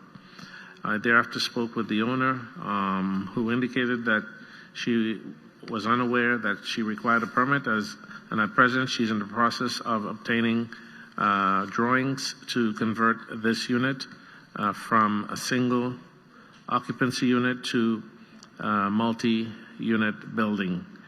Our records show no permits were ever pulled for this work. I have been in contact with the owner's wife, Edith, who indicated that they have hired a contractor to submit the permits to address the violations. The city is requesting that the magistrate find that the violations exist and grant the property owner 117 days to come in compliance or a fine of $100 a day thereafter. So ordered. Moving on to page 10, property address 2125 Bayview Drive, owner Robin Goodwin, case number BE 25050152. Notice posted at the property on 8/11/25, posted at 1 East Royal Boulevard, 11/6/25. Preston Mark, Building Inspector for the city, presenting case and address as read. This property was cited for violation under Florida Building Code 2023-105.1, work illegally performed without obtaining the required permits. The case was opened 5/28/2025. Inspection report mailed 6/3/2025, and special magistrate notice mailed 10/24/2025. I visited this property to investigate the possibility of work being done without permits. When I checked records, we found that there were no permits pulled for the work as mentioned. I have been in contact with the owner and contractor who has submitted permits which I confirm that are in process and awaiting corrections. The city is requesting that the magistrate find that the violations exist and grant the property owner 117 days to come in compliance or a fine of $50 a day thereafter. So ordered. Property address 6351 Northeast 22nd Ave, case number BE 25050113, owner 9517-5568 Quebec Inc. Notice posted at the property on 8/12/25. Notice posted at 1 East Royal Boulevard on 11/6/25. Preston Mark, Building Inspector for the city, presenting case and address as read. This property was cited for a violation under Florida Building Code 2023-105.1, work illegally performed without obtaining the required permits in the following manner, but not limited to: interior remodel, including kitchen, bathrooms, electrical upgrade, windows and doors, and also the installation of a driveway and fence. The case was opened 2/20/2025. Inspection report mailed 5/23/2025, and special magistrate notice mailed 8/7/2025. During my inspection, I observed that the interior of this home, including the interior and exterior of this home, was remodeled, as mentioned above. Our records further show no permits were ever pulled for the work I cited. I have been in contact with the owner and Melissa Donahue and the contractor Jackson South, who at present has submitted permits to address the violations. The city is requesting that the magistrate find that the violations exist and grant the property owner 117 days to come in compliance or a fine of $50 a day thereafter. So ordered. Moving to page 29, property address 518 Northwest 13th Ave, case number BE 24070118, owner Terra Nova Investments North America LLC. This case was first heard on 3/20/25 to comply by 7/17/25. One section not complied at $100. City is requested to impose the full amount of $12,500, which continues to accrue. Preston Mark, Building Inspector for the city, presenting case and address as read. Oh, sorry. This case involved expired permits. However, the case has not complied. The city is requesting that the fines be imposed. So ordered. Property address 824 Northeast 4th Street, owner 824 Northeast 4th Street LLC, case number BE 24080337. This case was first heard on 3/20/25 to comply by 7/17/25. One section not complied at $50. The city is requesting to impose the full amount of $6,250, which continues to accrue. Preston Mark, Building Inspector for the city, presenting case and address as read. This case is not in compliance. The city is requesting that fines be imposed. So ordered. Page 30, property address 900 Southwest 31st Street, case number BE 24080223, owner Talshire Properties LLC. This case was first heard on 3/20/25 to comply by 7/17/25. One section not complied at $50. The city is requesting to impose the full amount of $6,250, which continues to accrue. Preston Mark, Bill Inspector for the city, presenting case and address as read. This case has not complied. The city is requesting that fines be imposed. So ordered. Moving on to page 31, property address 2600 East Marina Bay Drive, case number BE 25010046, owner Falls at Marina Bay LP. This case was first heard on 3/20/25 to comply by 7/17/25. One section not complied at $100. The city is requesting to impose the full amount of $12,500, which continues to accrue. Preston Mark, Bill Inspector for the city, presenting case and address as read. This case has not complied. The city is requesting that fines be imposed. So ordered. Thank you. Moving back to page 11, Senior Inspector Jorge Martinez, property address Bayview Drive. That's not it? Owner Bayview 4300 Investments LLC, case number BE 25050060. Notice posted at property on 7/22/25, posted at 1 East Borough Boulevard, 11/6/25. Inspector Martinez, on behalf of the city, presenting case as read. This building has been illegally altered and construction work illegally performed without obtaining the required permits in the following manner, but not limited to dock repair and new accessory structure. The city will request 117 days to comply or a fine of $50 a day thereafter. So ordered.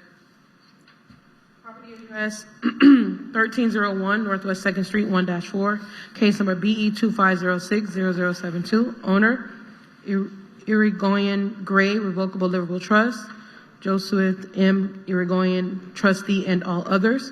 Notice posted at the property on 8/11/25, posted at 1 East Borough Boulevard on 11/6/25. This case is complied. Okay. The one 1301? Yes. Okay. Complied. Thank you. Page 12 at the bottom, property address 2001 Southwest 23rd Ave, case number BE 25050111, owner Thomas Moreno 2222 LLC. Notice posted at the property on 8/12/25, posted at 1 East Borough Boulevard on 11/6/25. Inspector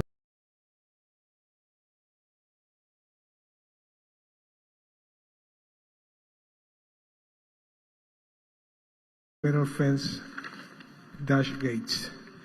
The city will request 117 days to comply or a fine of $50 a day thereafter. So ordered. Moving on to page 22. Property address 1010 Southwest 30th Street, 1-2, owner Tevin D. Gray, case number BE 24080206. This case was first heard on 4/17/25 to comply by 8/21/25. One section not complied at $50. City is requesting to impose the full amount of $4,500, which continues to accrue. Inspector Martinez, updating case on behalf of the city. Case number and address as read. The case is not in compliance. The city is requesting for fines to be imposed. So ordered. Page 23, property address 1415 Southwest 30th Street, case number BE 24080346, owner Andrew Holland. This case was first heard on 4/17/25 to comply by 8/21/25. One section not complied at $50. City is requesting to impose the full amount of $4,500, which continues to accrue. Inspector Martinez, updating case on behalf of the city. Case number and address as read. This case is not in compliance. The city is requesting for fines to be imposed. So ordered. Property address 1634 Northeast 4th Place, case number BE 25020095, owner Antoinette Gayuga, sorry if I pronounced that wrong. This case was first heard on 5/15/25 to comply by 7/17/25. One section not complied at $50. City is requesting to impose the full amount of $6,250, which continues to accrue. Inspector Martinez, updating case on behalf of the city. Case number and address as read. Okay. This case is not in compliance. The city is requesting for fines to be imposed. So ordered. Property address 2465 East Sunrise Boulevard, case number BE 241000147, owner Car Lewin Inc. This case was first heard on 5/15/25 to comply by 7/17/25.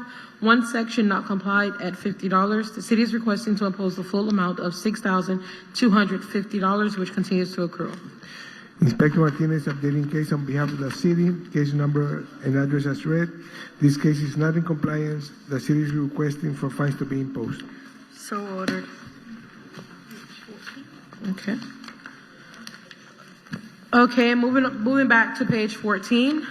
Inspector Severian Onescu, property address 900 Southwest 31st Street, case number BE 25060113.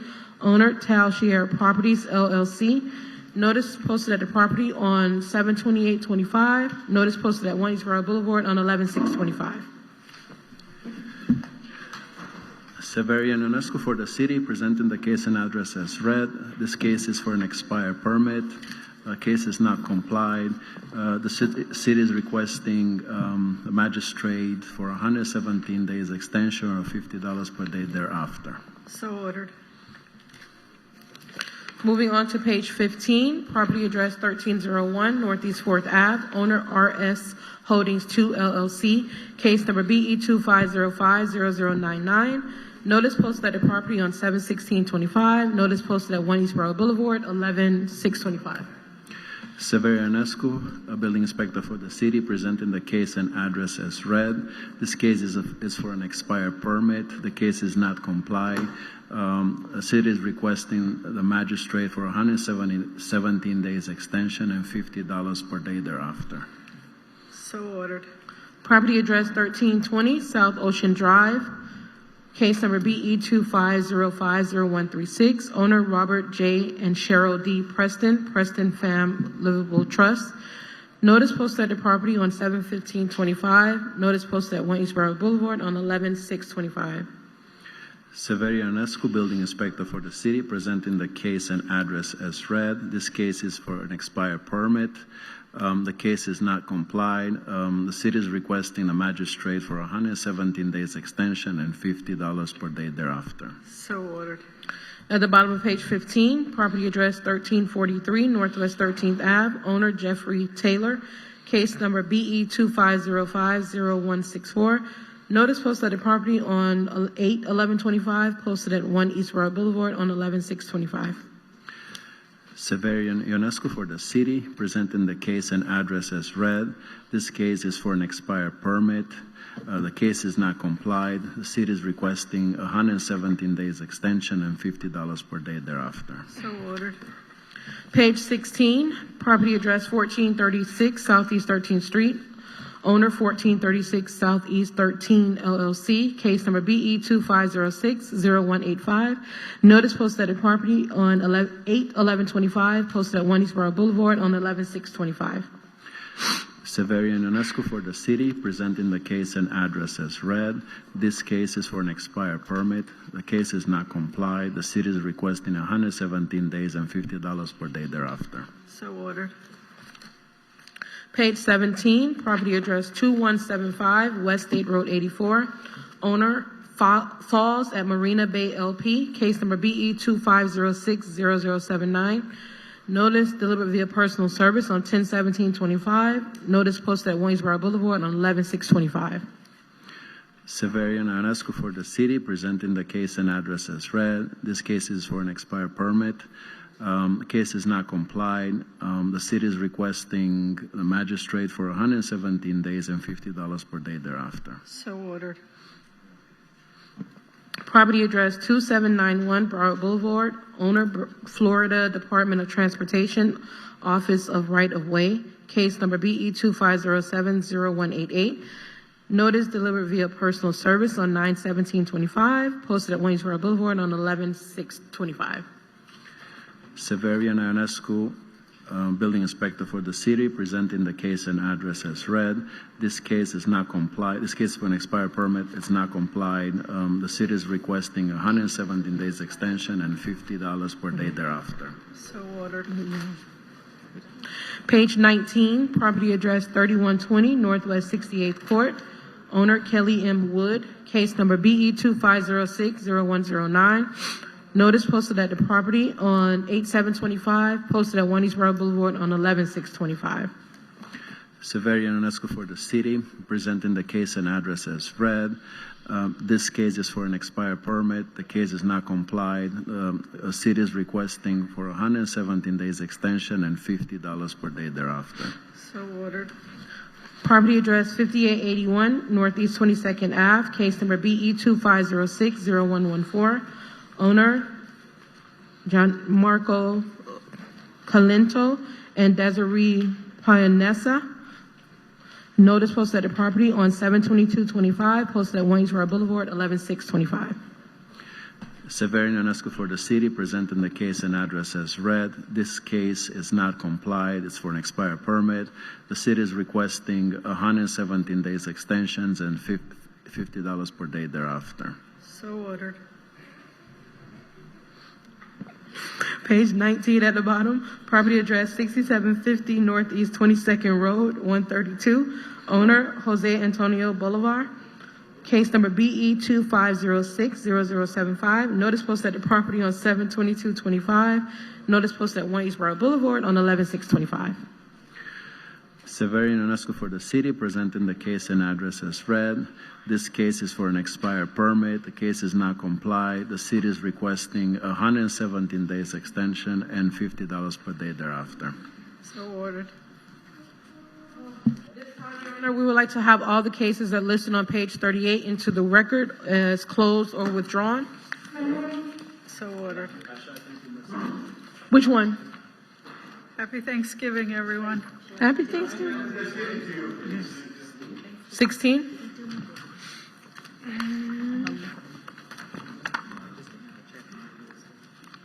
Yes. Yeah, 180 they were here. days. Yeah. 180 days. Okay, or this $100 a day. concludes our You're November welcome. 20th, Thanks for your help 2025 today. Special Magistrate hearing for the Building Division. Thank you.